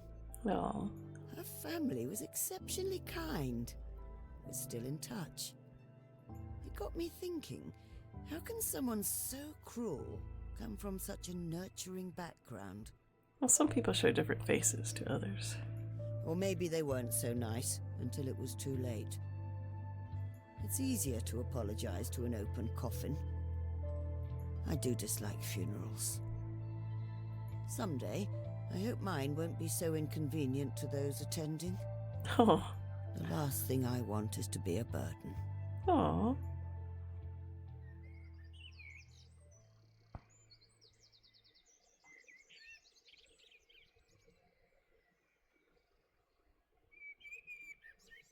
The tea room is open. Miss Meadows' morning was dull and grey. like the taut hairs on her old teacher's head in that wretched dream. But a sight outside her shop put her in a much better mood in an instant. Morning, Matilda. It's Ollie. Ollie, back so soon. I normally have to wait weeks for a visit. What can I say? You've got me hooked on good tea. Truth is, now that my kids and grandkids are less dependent, I find myself with a lot more free time than I know what to do with. You'd been a good presence in their lives. You could do with a bit of a break. Tea? Yes, please. The usual? No, not green tea this time. I'd like something different. What do you have in mind? I'm thinking fresh, zesty. Between you and me, I've been feeling a little queasy. Must be the curry I had last night. Uh-oh. I think I can get you just the thing you need. Alright, so...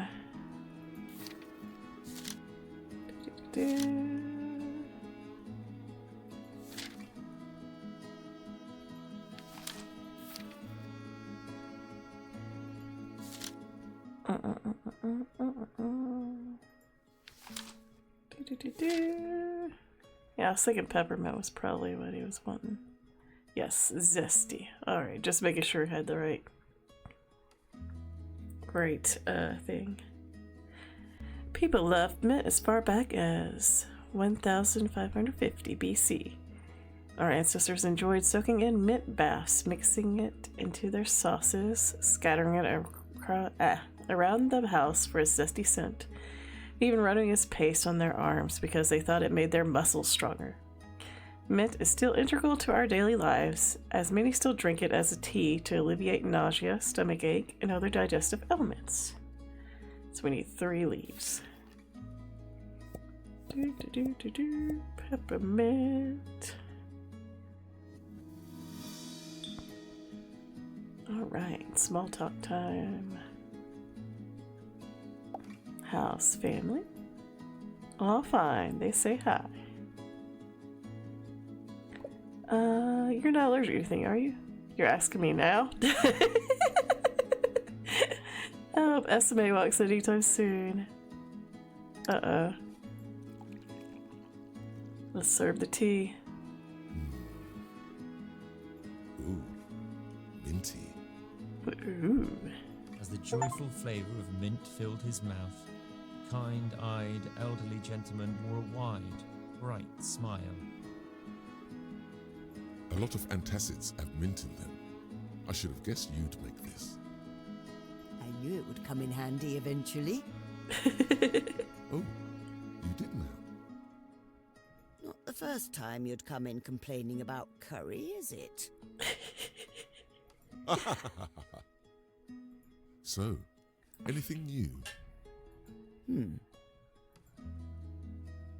I can think of something new, a bit of a murky subject. But if anyone could lend an ear about it, he's right here. Have I told you about my visiting nurse? Helen? What about her? No, Helen left last week. This is a new one.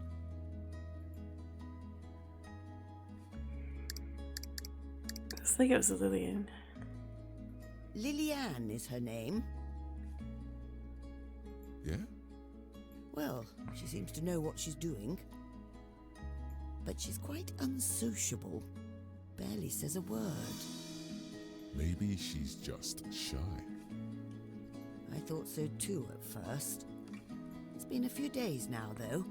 I think she just doesn't like me. You know people don't have to like you, Matilda. Remember Beatrice? Oh, Beatrice. She always avoided me back at the agency. You told me not to take it personally. That's right. You asked her to help you with the Henry Whitmore case. She didn't. Did she? you're right. Oh, it would have been so nice to work together.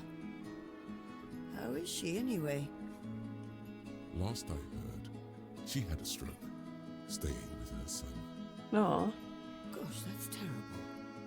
Oh, poor Beatrice.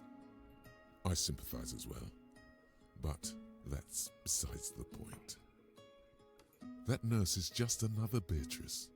You've got to move on. What if I've done something to upset her? Like what?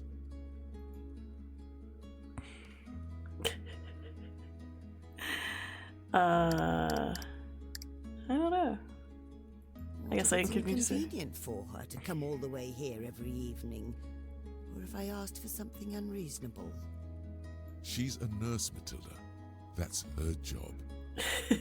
I've had my fair share of dealings with doctors and nurses lately.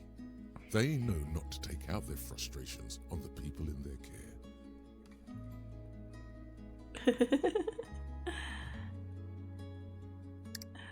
Should we ask? What did you need doctors and nurses for? You look fine to me. Are we being too Like nosy? arthritis, remember? Oh. I used to be fine taking a pill for it. But it's getting out of hand. I have trouble climbing stairs.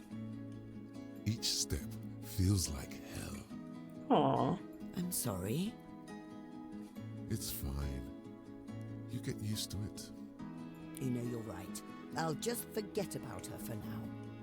That's the right attitude. The same advice I gave to my youngest. It's this one, right? Aisha? That's her. I told Aisha, if someone likes you, one human being to another, they will not hide it. That is true. People are like the wind. Chase them, and you end up with a fistful of air. Let them come to you, and they will fill your sails. Oh, who's the poet now? Has Aisha had similar trouble at school? Yes, trouble making friends. Aw. She's done with school, though. Right now she's at work. Can you believe it? Goodness, how time flies. Oh yes, 20 years old. Still behaves like 12, as far as I'm concerned. Do give her my regards. I hope she'll stop by my shop someday. She would, but she's in London now. We called from time to time. Oh, London. She's in for a treat. I wish her the best. Aw. Thank you, and thank you for this tea, as always. Oh, and don't pay that nurse any heed. She's just doing her job. Leave it at that. Just doing her job. Oh, you're right as always, dear friend. Oh, right. Ollie, don't forget. Next time you stop by, Esme will be here to join us. We do push that, don't we? Ollie gave her a laboured smile. Miss Meadows could feel a laden weight behind it. After a pause, he simply smiled and nodded. See you, Matilda. She watched the back of her second oldest friend as he left her tea shop. A back that carries so much weight, and yet unbending.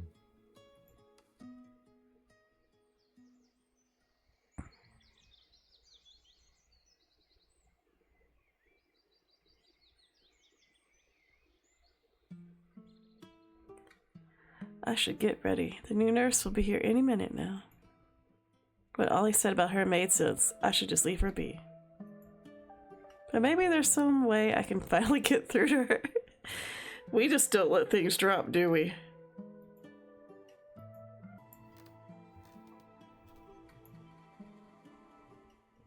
As the nurse prepared silently, Miss Meadows contemplated her previous attempts at conversing with her. Our nurse has been a little bit cold to us, but I imagine being a nurse would be very tiresome and sometimes depressing. but you know, especially when you're visiting so many older folks. But maybe we'll find out what's going on. In this game, choices really matter too, so a lot of the things we've done or talked about, there are options to do different dialogue options. I know there's several endings to this game, and we've done our best to try to remember as much as we can, but we'll see. They mostly revolved around interests, trivialities. The nurse, however, would not budge. She responded with nothing but hums and polite nods. What if Oliver was right? Maybe I should give up trying to make friends with everybody. It's true, not everyone wants to be friends.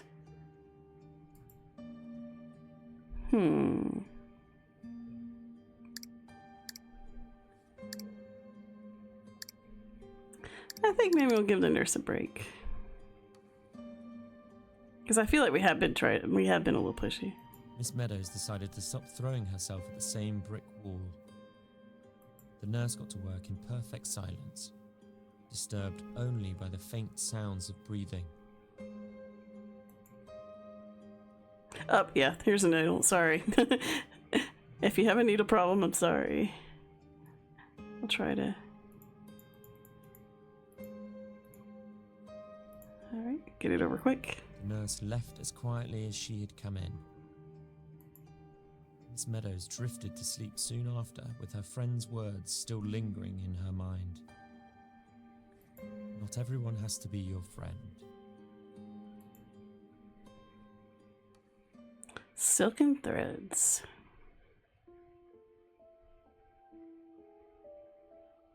Last night, I thought about all the times I was uncomfortable and how much I disliked each one. We all experience discomfort to some degree, I think. Life by design demands it, and we're not in a position to say no.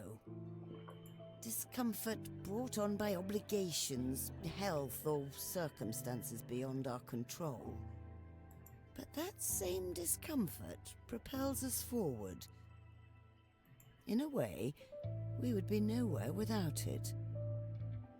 Animals that are used to the comfort of captivity seldom survive when released back into the wild. And this is because they forget that ever-present anxiety, which urges them to stay alert and alive. In an ideal world, we would not need to suffer to succeed. Internal motivation should suffice, and whim alone would be king. But in this not-so-ideal world, endless discomfort is the price we pay for an interesting life. A price I gladly paid.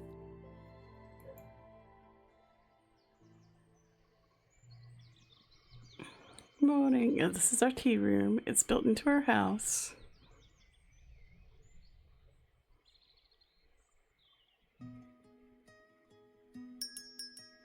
The woman who walked into Meadows' tea shop this morning was not the one she was anticipating, but a welcome sight nonetheless. Hello.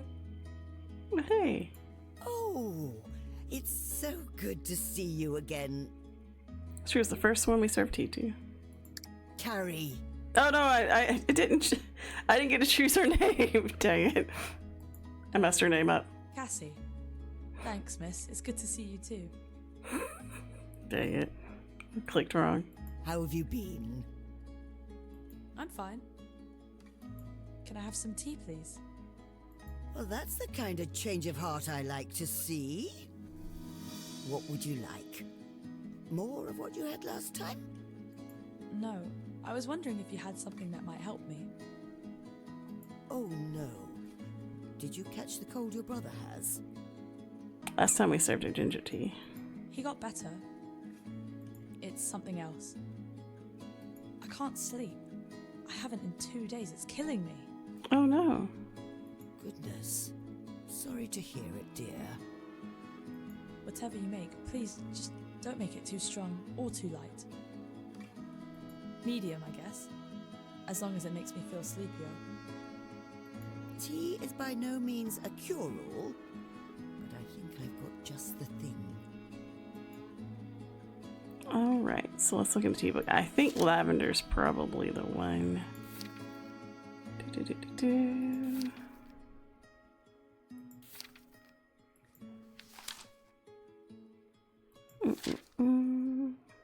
Yeah, lavender's usually a good one. We'll see. Because even though it's normally the preferred drinks up here, she's not used to drinking a lot of tea. So we'll go like right in the middle, I think.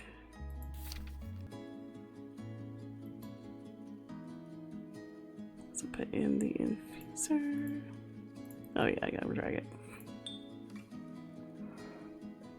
Make some small talk with Cassie. So I have trouble sleeping sometimes too. I really hope this tea works. I hope so too. Do you do any other sports? Football, just for fun. You play with friends every Sunday. Sugar? Yes, please.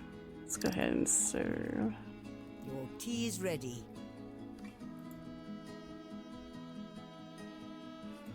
Oh my god.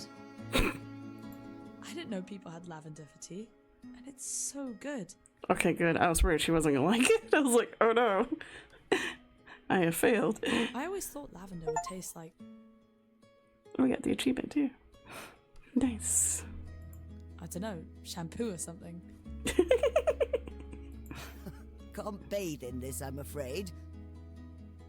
Although, now that I think about it... Oh, stop.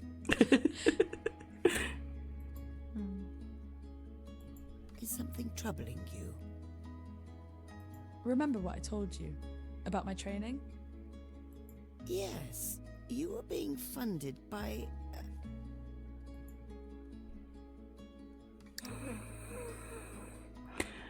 Oh no. I think it was this one.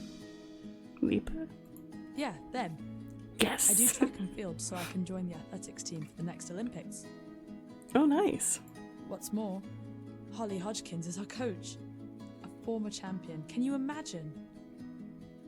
I used to really look up to her. She's also a Lipa grad. Nice. Anyway, a new girl joined us. Gemma. She's this quiet girl. Barely says a word. Always wears a beanie. But the crazy thing is, she's a bullet on legs. I can barely keep up. Uh-oh. I don't know why I'm telling you this. Sorry. You don't need to hear about my silly problems. Sometimes you need to get it out. I don't think they're silly at all. Competition is healthy. A good kind of stress. But it can be demotivating sometimes. Yeah. That's what I told Coach. I asked her how I could get better numbers. She said, do more jumping jacks. And I have been, way more. I'm not getting any better. Aw. Doesn't it take time to improve? I know, but usually working out wears me out. So I never had any problems sleeping. Then Gemma joined and I saw how fast she could run and I felt like all my work was for nothing. Aw. And now you've got a rival to worry about. You can't sleep. Yes. Well, I had a bit of rivalry myself back in my journalist days. He was already well established by the time I joined the newspaper. His articles had free reign of the front page. Oh. Mind you, he wasn't obnoxious about it, but try as I might, I couldn't cut it in my early career. I needed a win, so I started working on a big story, bigger than anything I'd ever written. I had a strong feeling it would make my career, and more importantly, make a difference. And? Did it? Ah, patience now. I'm getting to that part. During my field investigation on the big story, who do I spot but him, my rival? He was as hot on the trail as I was. Uh-oh. I knew then I couldn't slip up, but I hustled day and night. I found everything I needed to publish a story and got my front page article. When he read it, he came to my desk laughing. He said he'd been working on the same story, but his version had major errors, disproven by the evidence I'd found. Nice. Then he thanked me. By beating him to the finish line, I inadvertently also saved his credibility. That's nice. Do you know where he is now? We're still friends, actually. He comes here sometimes. Is that Ollie? Now, I'm sure it's not the same as what you're going through, but I thought listening to an expert at rivalry might give you hope. Thanks. What you did for a living sounds exciting. Mm-hmm. It had its moments. And you got a friend out of it. Yeah. A good one, too. Having a friend like him was more important to me than the boost to my career.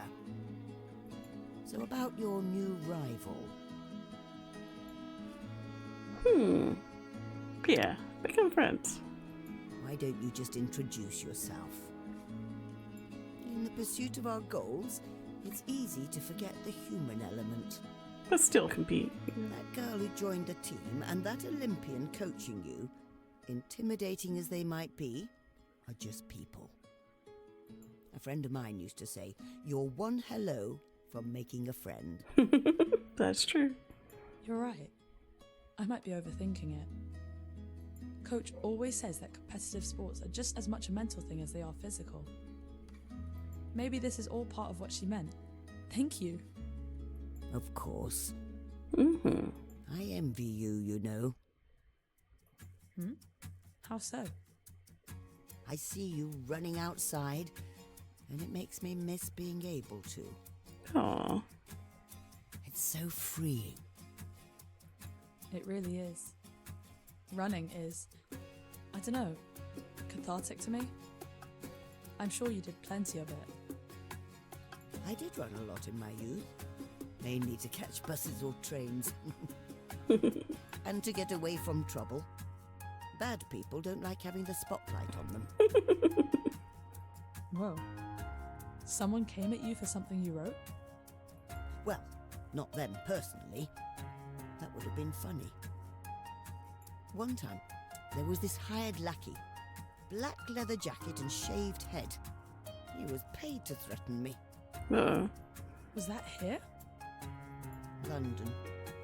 He stalked me for a while, then shoved a letter in my hand. I just smiled and tore it while he watched. I won't deny I was terrified. The threat was real. But his employer was behind bars before he could act on it. Wow. Not exactly painting a pretty picture of London. Don't get me wrong. London is lovely. Besides, he found me a year later and apologised. We even had tea together. Making friends with everyone. With the henchman? Yes. Gregory's actually quite nice once you get to know him. Anyway, my time in London was special, but I preferred working overseas. Oh yeah, you sure did. The young woman looked back at the shelf in the corner, recalling their past conversation about its colourful contents. You know, part of me wishes so badly for me to get selected for the Olympics coaching program just so I can see other countries. I can't afford to travel. Barely anyone can now. That's so true. I just hope I make it. Oh, I'm sure you will make us all proud one day. Oh yeah, no pressure. But seriously, thank you. I feel better already. Actually, I hope it's okay if I ask for another story from your collection there. I'd love to share one. Aw. Which one do you want to know about? So we've talked about the turtle, this teapot. I think we talked about this. We talked about one of the books. We haven't talked about these yet. These cured calabash gourds are used to drink yerba mate, the most popular drink in Argentina. Maybe I should explain what yerba mate is, or would a personal story be more interesting? How about stay in Posadas? Oh, hi, Miss Bajada Veja. Oh, I was given these as a gift from a kind family I stayed with in Posadas. I was there looking into an important lead on a news story I was writing. One time, their little daughter asked me what I was doing. I told her I was writing the news. With wide eyes, she pointed at a newspaper on the table and asked if I meant that. I said yes. Aww. Oh, she was so excited to know more. I was asked so many questions, I couldn't get anything done that day. But I loved her enthusiasm and enjoyed sating her curiosity. She brought over some sherba and we drank it together from the same mate, the gourd cup. Okay, so sherba and mate. Okay. It was a strange experience at first, sharing a straw with someone, but it meant a lot to her. I got used to it, eventually.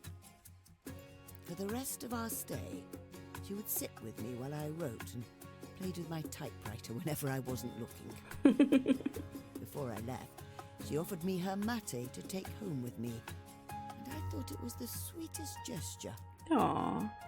I'd already bought a mate before, but I simply couldn't turn her down, so I ended up with 2. Even though these 2 objects are identical, one of them is that much more significant, simply because of the memories that come with it. That's so sweet. I hope she fondly remembers this still. The two spend another hour in jovial conversation. Miss Meadows barely felt the time go by. She just wished a certain someone was here to be part of it.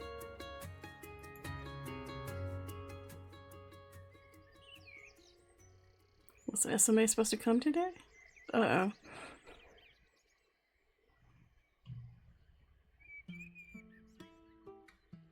Hope that poor girl finds what she's looking for. While this poor girl climbs these stairs, and don't fail me now, knees.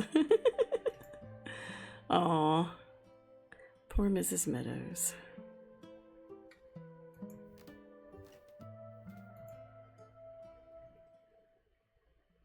Despite the gravity of the last conversation they had, the nurse was beginning to be a bit more responsive to Miss Meadows' attempts at conversation. Her attitude, however, remained glacial as she got to work. Oh, she's got the needle again, so watch out if you do not like seeing medical needles. Although it's not gonna poke, but...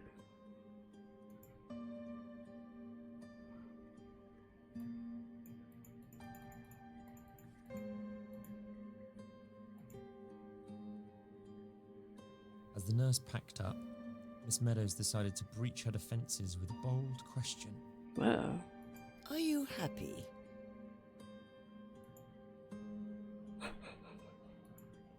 What? I mean, are you content with where you are in life? No. Aww. Oh. Well, I hope you get to be. Are you? Me? Happy? Even though it was Miss Meadows' own question said back to her, it took her with just as much surprise. She asked it again, this time to herself. Is Miss Meadows happy? Aw, I think she is happy. I am happy. How can I not be? I got to see the world and devoted my life to the truth. So much good has come from that. I wouldn't have it any other way. The truth. Revealing the truth is a universally good act, then. Of course it is. Can you think of an instance where the truth should not be revealed?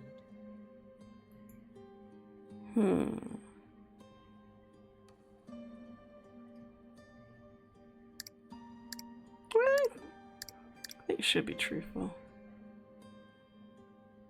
The truth should always be revealed, no matter how painful. I'm sure people who have something to hide would rather dodge the consequences. But there is a reason they thrive on hidden truths. They would not be able to do what they do otherwise. Little by little, the skeletons in their closet pile up, so the sooner they are exposed, the better. Trust me, I've given my life to this pursuit, and every time it proved to be worth it. Even if innocence were collateral damage? Uh-oh. Did we do something to one of her family members? What do you mean? Is it possible that in revealing the truth, people who were not involved could get harmed as a result?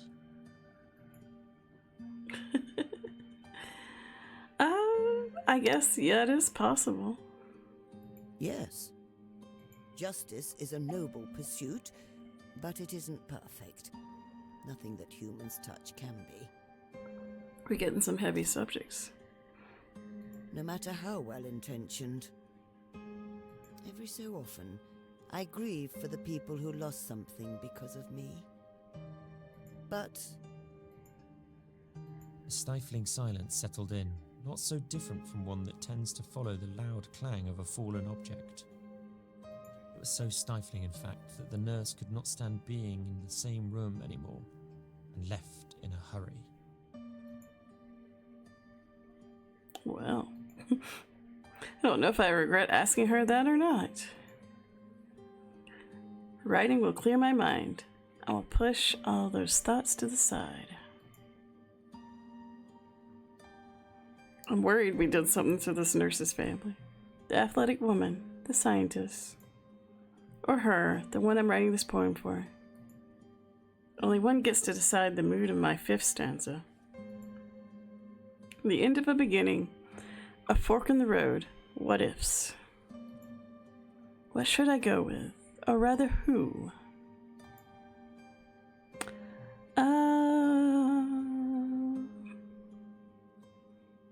I'm gonna go with conclusion.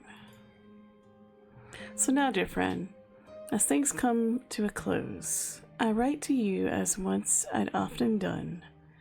The blank still flows, though slower, I suppose, to stain this page like shadows in the blank. Ooh.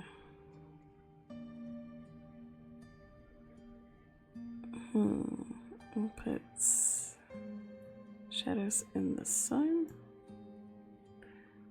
And this ink, I think. Lovely. Go to bed. Legs, not roots.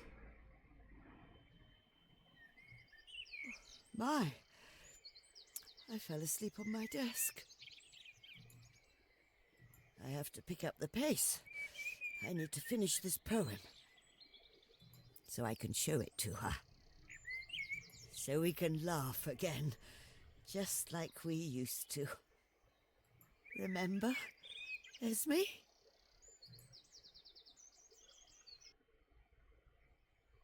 I don't like that. I'm worried.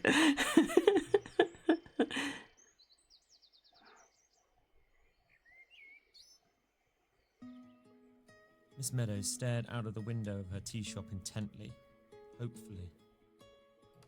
Any day now. Any day, and Esme would walk right in. Miss? She barely noticed the ethologist's soft and quiet entrance.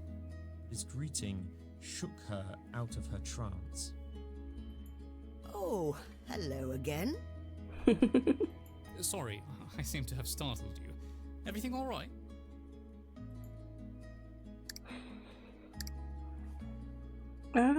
I guess tell him.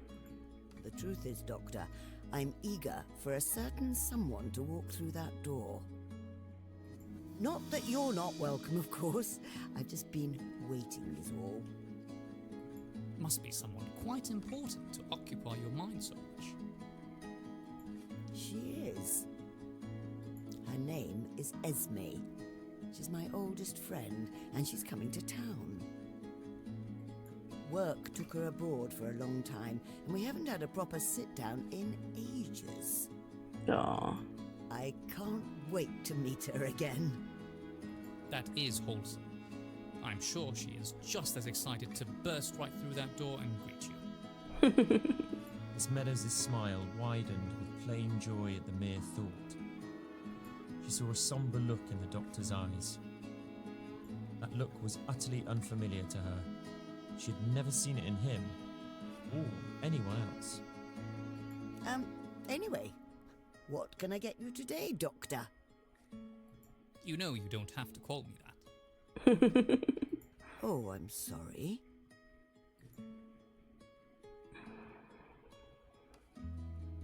What was it? Was it Arthur? The scientist smiled. I'm in the mood for something light. Green tea, then? No, something a bit maltier, but not quite black tea. A tea that's between green and black tea, flavor-wise. I don't know if you have anything like that. I'll see what I can do. Between green and black make tea. it strong, please. The strongest you can make it. All right, let's see. Do-do-do. So, something malty that's in between green and black tea.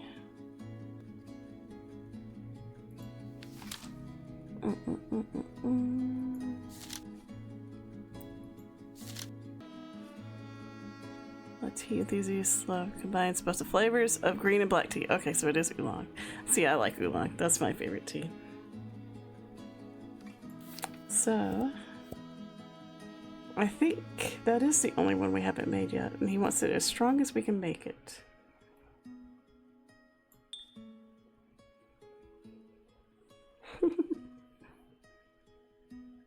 How was your day? It was alright. I think I saw a fox on my way here. I miss traveling freely. What's stopping you? It can't be your health, can it? I regret never going to Australia. It's not too late. Long flights, but it's worth it. I was always fascinated by cultural differences. Or, you sure you don't need a jacket? It's chilly outside? Yeah, let's do that. I'm good. I'm training my cold tolerance for my exposition. Do you take pictures on your exposition? You got something on your mustache there. Yeah, let's do that one.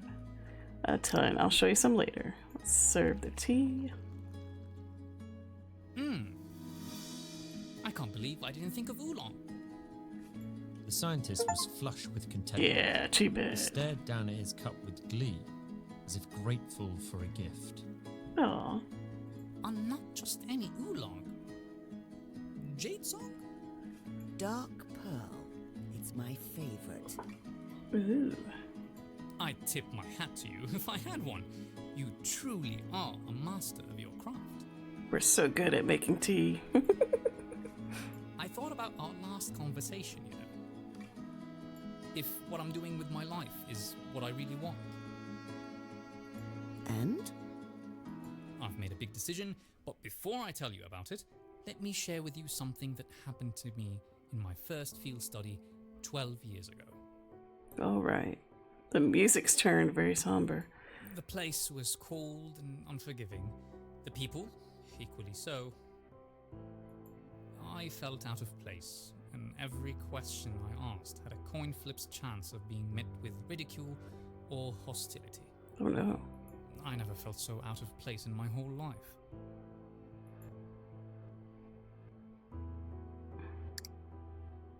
Where was this? Do you remember where this happened? I do, but I can't tell you. Sorry. Uh-oh. What Let me continue. mattered is that I found that scientific journey, on the whole, so cathartic and rewarding. By the time I flew back home, I had completely forgotten about the bad. I only took the good home, or so I thought.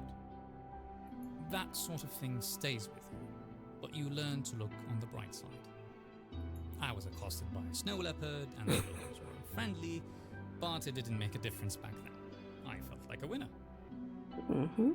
And reflecting on that, if I'm willing to go through that again just to do what I love, then nothing can stop me. Not a shred of doubt remained in my heart. Until I saw these first white hairs on my head. Oh. Am I doing the right thing? Was it all worth it? They made me think. This is why I am glad I met you, miss, at this exact crossroads in life. Oh. I think I love what I do too much to look back now. But it is so tempting to grow roots, make lifelong friends I can meet every week. Miss Meadows knew exactly what he was about to say. She felt it, too, in her youth. The call. The world is just too inviting, and life is far too short. I can't help but feel like I'm giving up something to sustain this lifestyle, this career. That is kind of true. It's worth it, isn't it? Oh yes, best deal I've ever made. I suppose we're both nomads at heart. I don't think I would have hesitated if I were like you. However, you helped me decide. I did? Well, after hearing your stories, I decided to look you up. You have had a remarkable career, miss. Enviable, even. Oh, she's so blushy. Looking at you now, I don't think you quite understand the impact you've made. Those stolen funds you revealed were in the clutches of a hoarding political dragon. They did not go to waste. They made so many initiatives possible: agricultural, urban, athletic, scientific. There was a quiver on the ethologist's lips. Whether this was fated or entirely coincidental is not my place to say, but I am so glad I get to thank you for it. Oh. Thank you, miss. You had to fight your own battle to get your piece of it. There wouldn't be any peace to begin with were it not for you. I get to pursue my dream because you pursued yours. I don't imagine that would have been possible had you settled down here instead. Miss Meadows shook her head. How can I not be inspired by that? I think back on my recent reflections and realize I owe so much to you, even though we just met. It's flattering you think so. But I'm of the opinion that only you can truly know your purpose in life. Well, that is true. Just like only I could know mine. So rest assured, you owe me nothing. The future is yours. No matter what you decide to do it right. Yep. Sorry, I rambled for a while there. I'm always taken aback by how easy you are to talk to. Nothing to be sorry for. You know, there is one thing I will regret once I'm back on the road. Not being able to see you again as frequently as I would like. No. It's going to be hard to move on, knowing I can't be a regular here.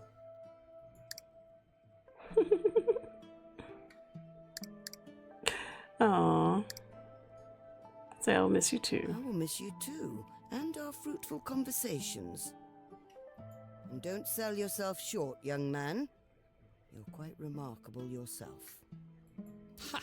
Being called a young man again certainly does wonders for my ego. But truly, thank you. I am happy to have received my funding, but I am just as happy to have stumbled upon this slice of heaven you've built. I will endeavour to come back. Somehow. Please do. I promise. Miss Meadows' heart grew, knowing she had made a new friend. Yay. Oh, we didn't get to talk about something in the background. Interesting.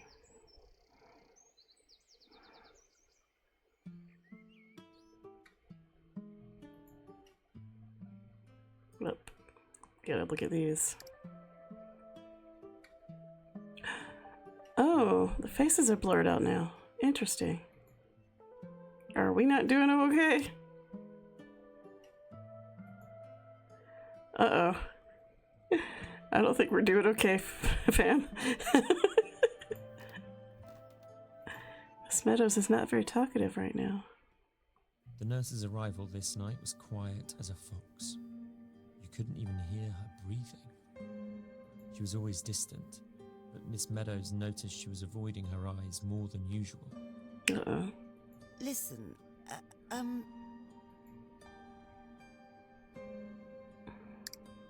think Lillian was her name. Lillian? Yes. About last time. I just feel like I owe you an apology. It was too personal of a question to ask someone. I know what you are trying to do, miss. Oh. But I am only here to give you this. Alright, so y'all watch out for the needle. Nothing more. It has been a little over a week since this new nurse took over from the previous one. Since then, she made Miss Meadows feel all sorts of confusing emotions, but all of them explicable in some way. Tonight, however, an irrational emotion took over Miss Meadows like a swelling wave, one that made no sense to her at all. Uh-oh. Fear. Are we ready? All right. I'm ready. Uh-oh.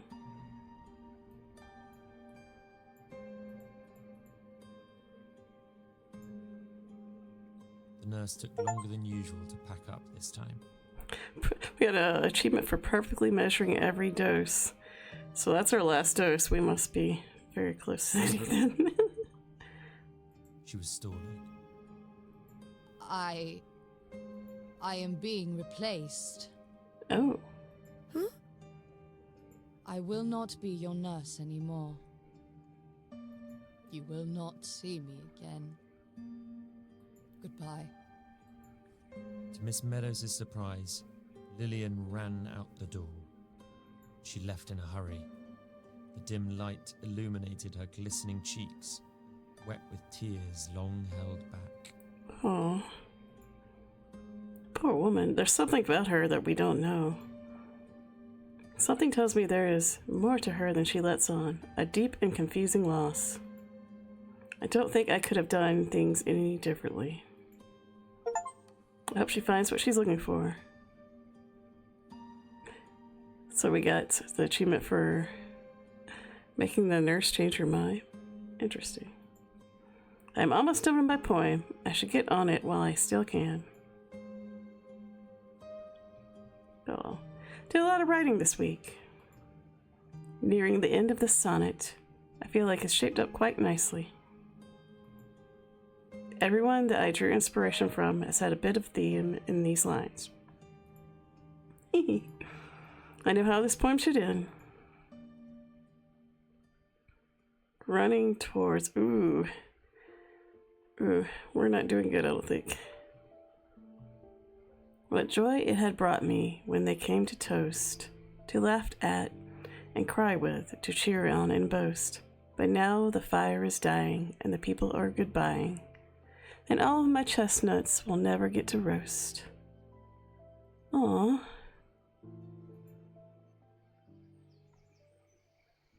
Did we finish? We might be finished. I don't know. I don't think we're doing too well.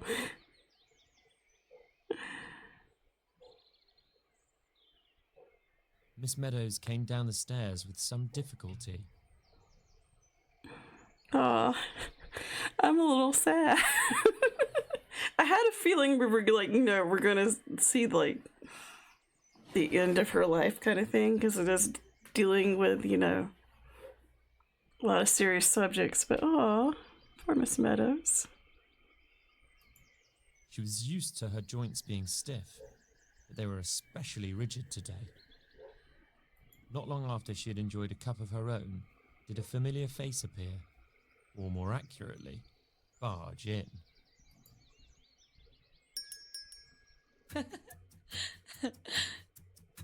The young woman's boisterous laughter shook the windows. Someone's in a cheery mood today? You won't believe what happened. Remember my coach and the new girl? So no one was Gemma. Yeah, Hodgkins and Gemma. I remember this one. Was your coach Hodgkins? And Gemma, your new Gemma. rival? That's right. You're quite, what's the word? Eidetic, that's it. Miss Meadows knew what that meant. For you. Kind of. Anyway, that's not important. It turned out to be a setup, the whole thing. What do you Oh. mean? I can't believe I didn't notice. Coach, you're a menace.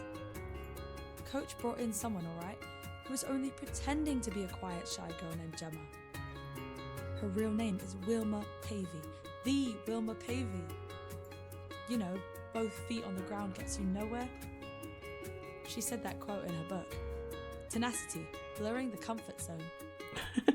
Coach was trying to push you. Okay. I'm sorry, it doesn't ring a bell. She's a legend. Wilma is a multi-medal triathlete. The triathlete. What 3 sports do they play again? So... that's swimming, cycling, and running, right? I think so. A triathlon involves swimming, cycling, and running, right? Spot on. It's the ultimate test of endurance. That's what I thought too. I was like, I remember like the other ones, the climbing didn't make sense because I was like, I'm pretty sure it was mostly all like pretty lateral. Anyway, Wilma was in on it the whole time. Coach brought her to show us that we're not as bad as we thought we were. And here's the craziest thing. Before I knew who she was, I took your advice. We're all just people, like you said. Aw. That we are. We told her to make friends with her. So I walked up to her after training and said, "Hey, great work today." And she's like, "Oh, thank you, you're pretty good yourself." She went on describing the most mundane conversation. Not between an aspiring athlete and an accomplished one, but between 2 young women. Weather, favourite protein snack, things of no consequence. Despite the banal nature of that back and forth, she recited it with fervour and passion. It's because she made a new friend. And then I told her that I'm not here to mess around. I'm here for the real thing. I want a real medal framed on my wall. You won't guess what happened. Wilma herself vouched for me to coach. Aw. I'm in the Olympics coaching program. Aw. we got an achievement for helping an aspiring athlete. Nice. Being that we're getting these achievements too, I'm like, yeah, we're reaching the end. Oh, congratulations. Thank you. I can hardly believe it still. By the end of the program, I will hopefully represent Britain in both sprints and 4x100 meter relays. Oh, nice. Well, happy days, love. Oh, that's incredible news.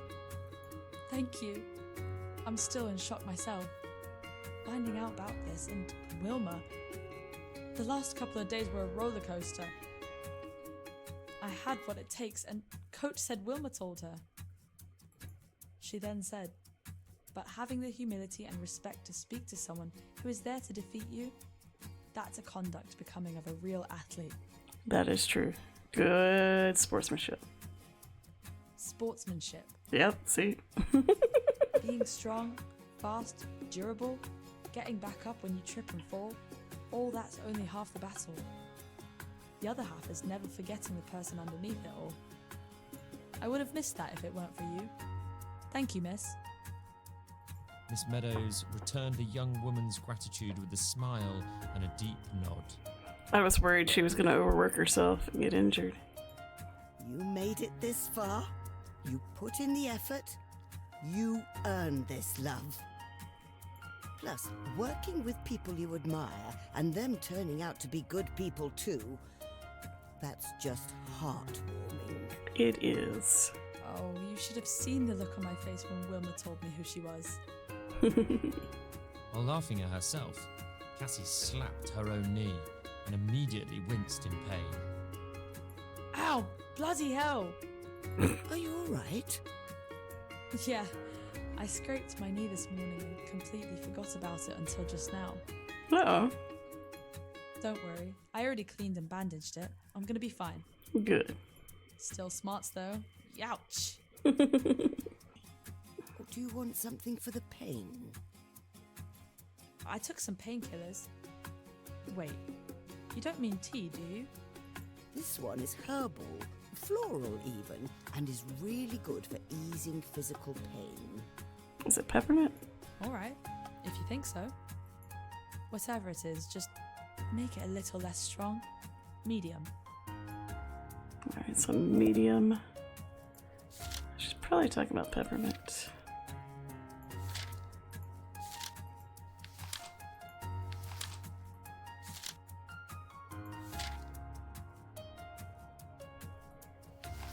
No, rose. She's talking about rose. And make it medium. Okay. Let's see, that's why we read the book. Because I feel like I saw the color indicators in the text. Sorry. Some medium rosy tea. That gold medal will look nice. Yes, let's do that. Haha, oh stop. Do you know where the Olympics will be held next? Italy, I think. Always wanted to go. Is it in your team athletic? Yes. Serve it. Just talk about your teas. We got the true connoisseur. We served every kind of tea once. Yay. Is this rose? I can only ever imagine rose as something decorative. You can drink them? Sure you can. You are now. For hundreds of years, people found its floral taste delightful, like a perfume for the soul. Easing pain is a nice little extra. But rose is a hot drink. I never could have imagined. We got the Order of the Rose achievement. How did they figure this out? Well, it's not just tea, you know. Rosewater is a common baking ingredient as well. Many desserts around the world have a nice rosy taste for this very reason. I should tell my mum about this. Did I ever tell you why I run this? Why I do this for a career? I don't think so. I don't think you did. I don't think you did. Why do you run? When I was still in primary school, I used to love watching my cartoons on the telly. But this one cartoon I really liked, about baby dinosaurs. Baby dinosaurs, aw. It was on national TV just as school finished, and school was a 15-minute walk from home. If I walked home, I missed most of it. So I sprinted, full speed, lungs heaving, little feet stomping on the ground. Aww. I went from missing half of the show to catching it right when the intro song ended. Nice. Oh my goodness. I don't think I've ever liked a show that much. To be a kid. No kidding. I was really rooting for those reptiles. My PE teacher saw me blitzing home one evening and told me I had potential. She thought it was really funny seeing this girl leave a trail of dust in her wake right out the gate like that. So, one thing led to another. I was introduced to Lipa, and here I am. I get to do what I love, for a living, and get to train with my heroes, and compete against the finest. See the world. Thank my lucky stars. I don't know where I'd be if I wasn't getting paid to compete. No. I won't squander this chance. Ever. I'm sure you won't, love. Take care of yourself, Cassie. Tears welled up in Miss Meadows' eyes. Bring that medal home. No pressure. By the way, how is your brother doing now? What was his name? I feel like it was... I don't think it was Carlos. I think it was Carlo. Carlo, was it? Carlos. Oh. Don't worry, he's fine now. He got over that cold surprisingly fast. More importantly, I didn't catch it. You're all right now? You made it. You're right. Thank you, miss. Seriously. The light conversation that followed was aglow with joviality and triumph. Miss Meadows was proud of the young woman who graced her shop and smiled as she waved her goodbye. But once she left, the shop settled back into silence. The uncomfortable stillness could make one's ears ring. I don't think SMA's coming. I should go freshen up. SMA. Uh-oh. Uh-oh. Something caught Miss Meadows' eye in her antique mirror. In her entire life, nothing startled her worse than what she saw. Uh-oh. Miss Meadows looked into the mirror and saw a stranger looking back.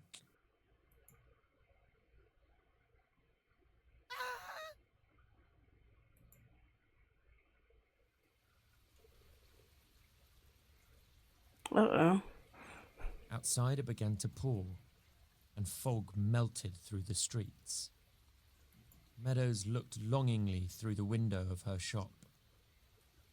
Her train of thought was cut short by a jingle of the door chime.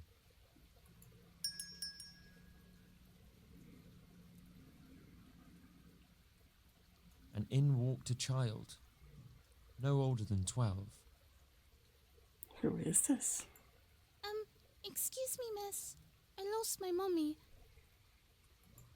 Have you seen her? Meadows could not believe her eyes. The young girl was the spitting image of her friend Esme when she was a child. Aww. They could have been twins, she thought. What's your name, young miss? Grace. My name is Grace. Aww. Well, Grace, I'm sure your mother's looking for you right now. How about you wait for her here? Better than waiting out there in the rain, hmm? She's so cute. Okay. Grace took a seat. Something she could not describe about this place reassured her. She felt safe here. Would you like some tea? I don't have any money. Don't worry about it. It's a treat from me. What would you like? I don't know. What is good? Oh. I know what you would like. Give me just a moment.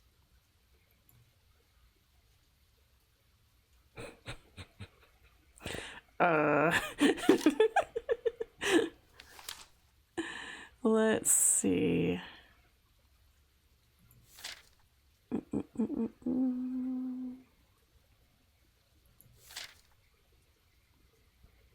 Something sweet. That's what I was thinking. I was like, don't think ginger or that.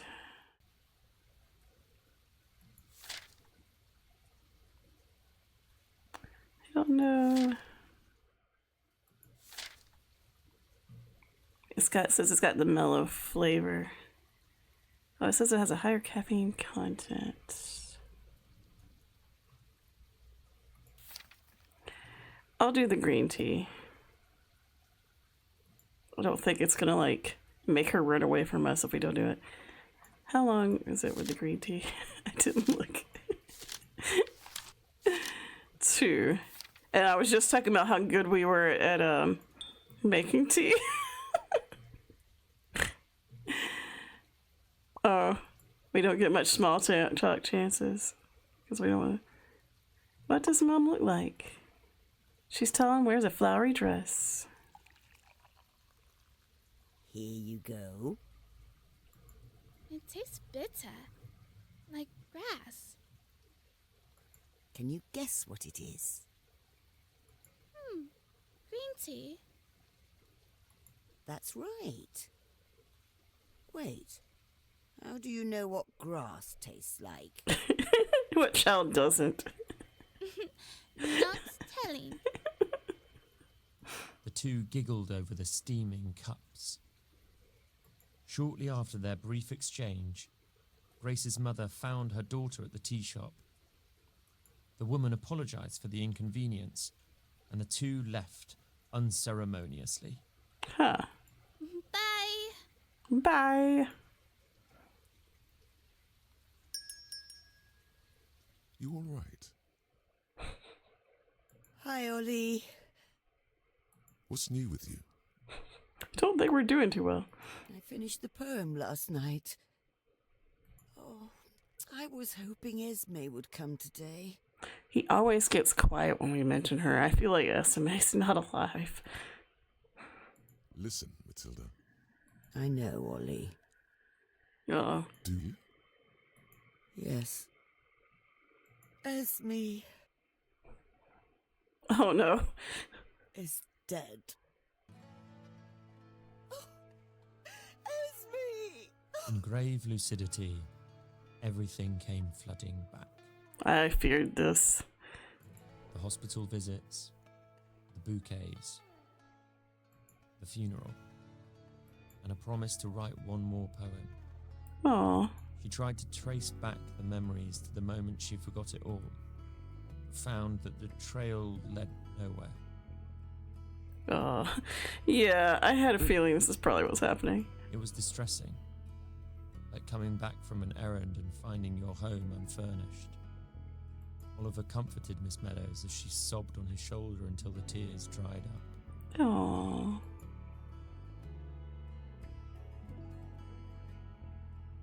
I remember getting the news on the phone years ago. Oh, Matilda. Oh, it was silly of me to think she'd come back. Some days I actually believed it. I have to say, hearing you talk about her like she was still alive, it concerned me. Are you sure you're all right? In all honesty, Ollie, I don't think I am. Just the other day, I looked in the mirror. Oh, it filled me with a sense of dread I didn't know existed. Like an uncanny stranger was staring back. I hated it. I expected growing old would slow me down, make me sleepier, but not this. Not fearing my own reflection, not thinking my dead friend was still here. I'm snapping at the seams, Ollie. Oh. I'm sorry. It's fine. It feels good to finally admit it.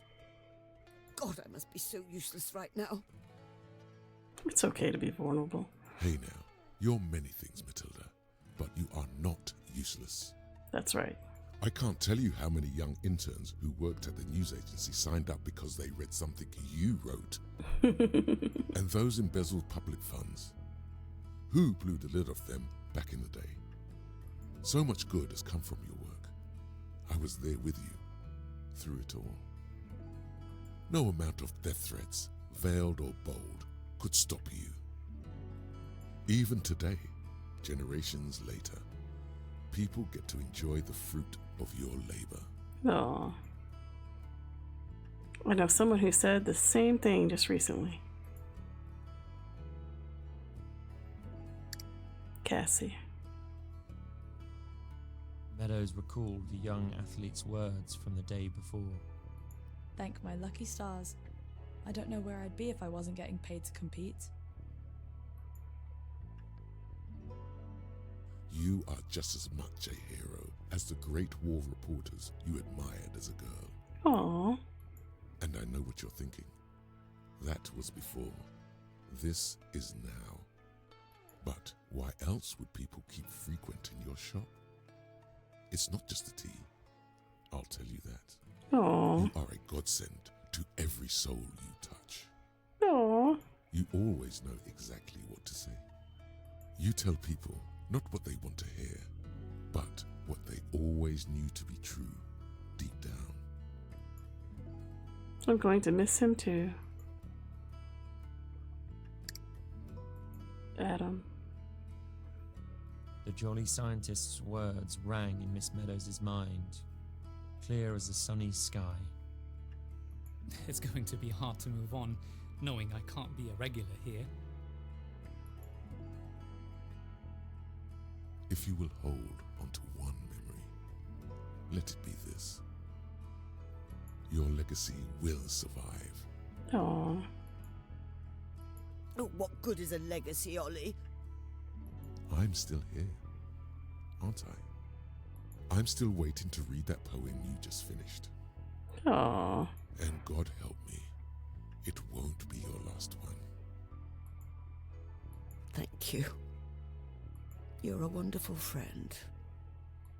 You know, when I remembered what happened to Esme, all the pain came back. Aww. I cried as if I'd just found out about it for the first time. It's like I lost her all over again. In some strange way, that felt like a blessing. I got to grieve for her a second time. A woman like her deserves to be grieved twice. Aww. You know what? Let's do it again. Tell me, Matilda, how did you start writing? Oh, Ollie. You don't have to indulge me.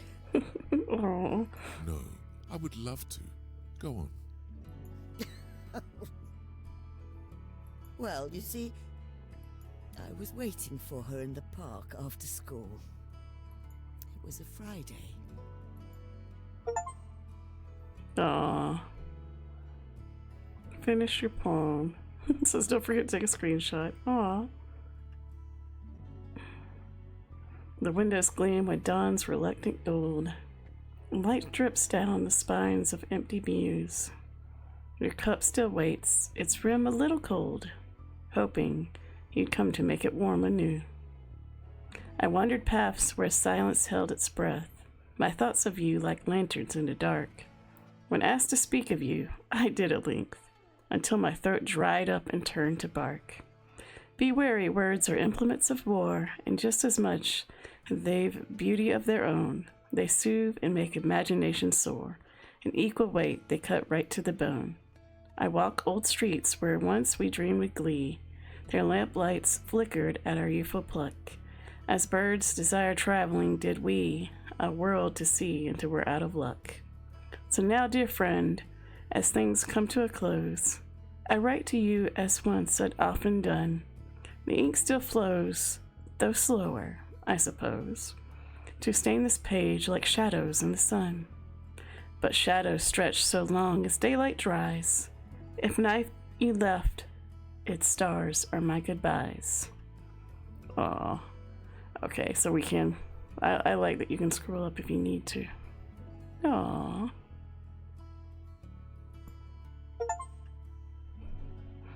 We witnessed ending 1. The end. Aw, that was very delightful. Sips and Sonnets, a game by Blue Tango Street. I really enjoyed this. Aw.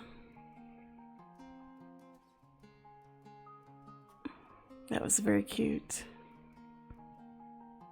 I definitely recommend checking out this game for yourself. It was quite lovely. Oh, you missed the ending. You had a nap. Aw. Well, we witnessed ending 1. It was a little sad, but it was good. There are other endings, so like the choices do matter, and I guess they affect how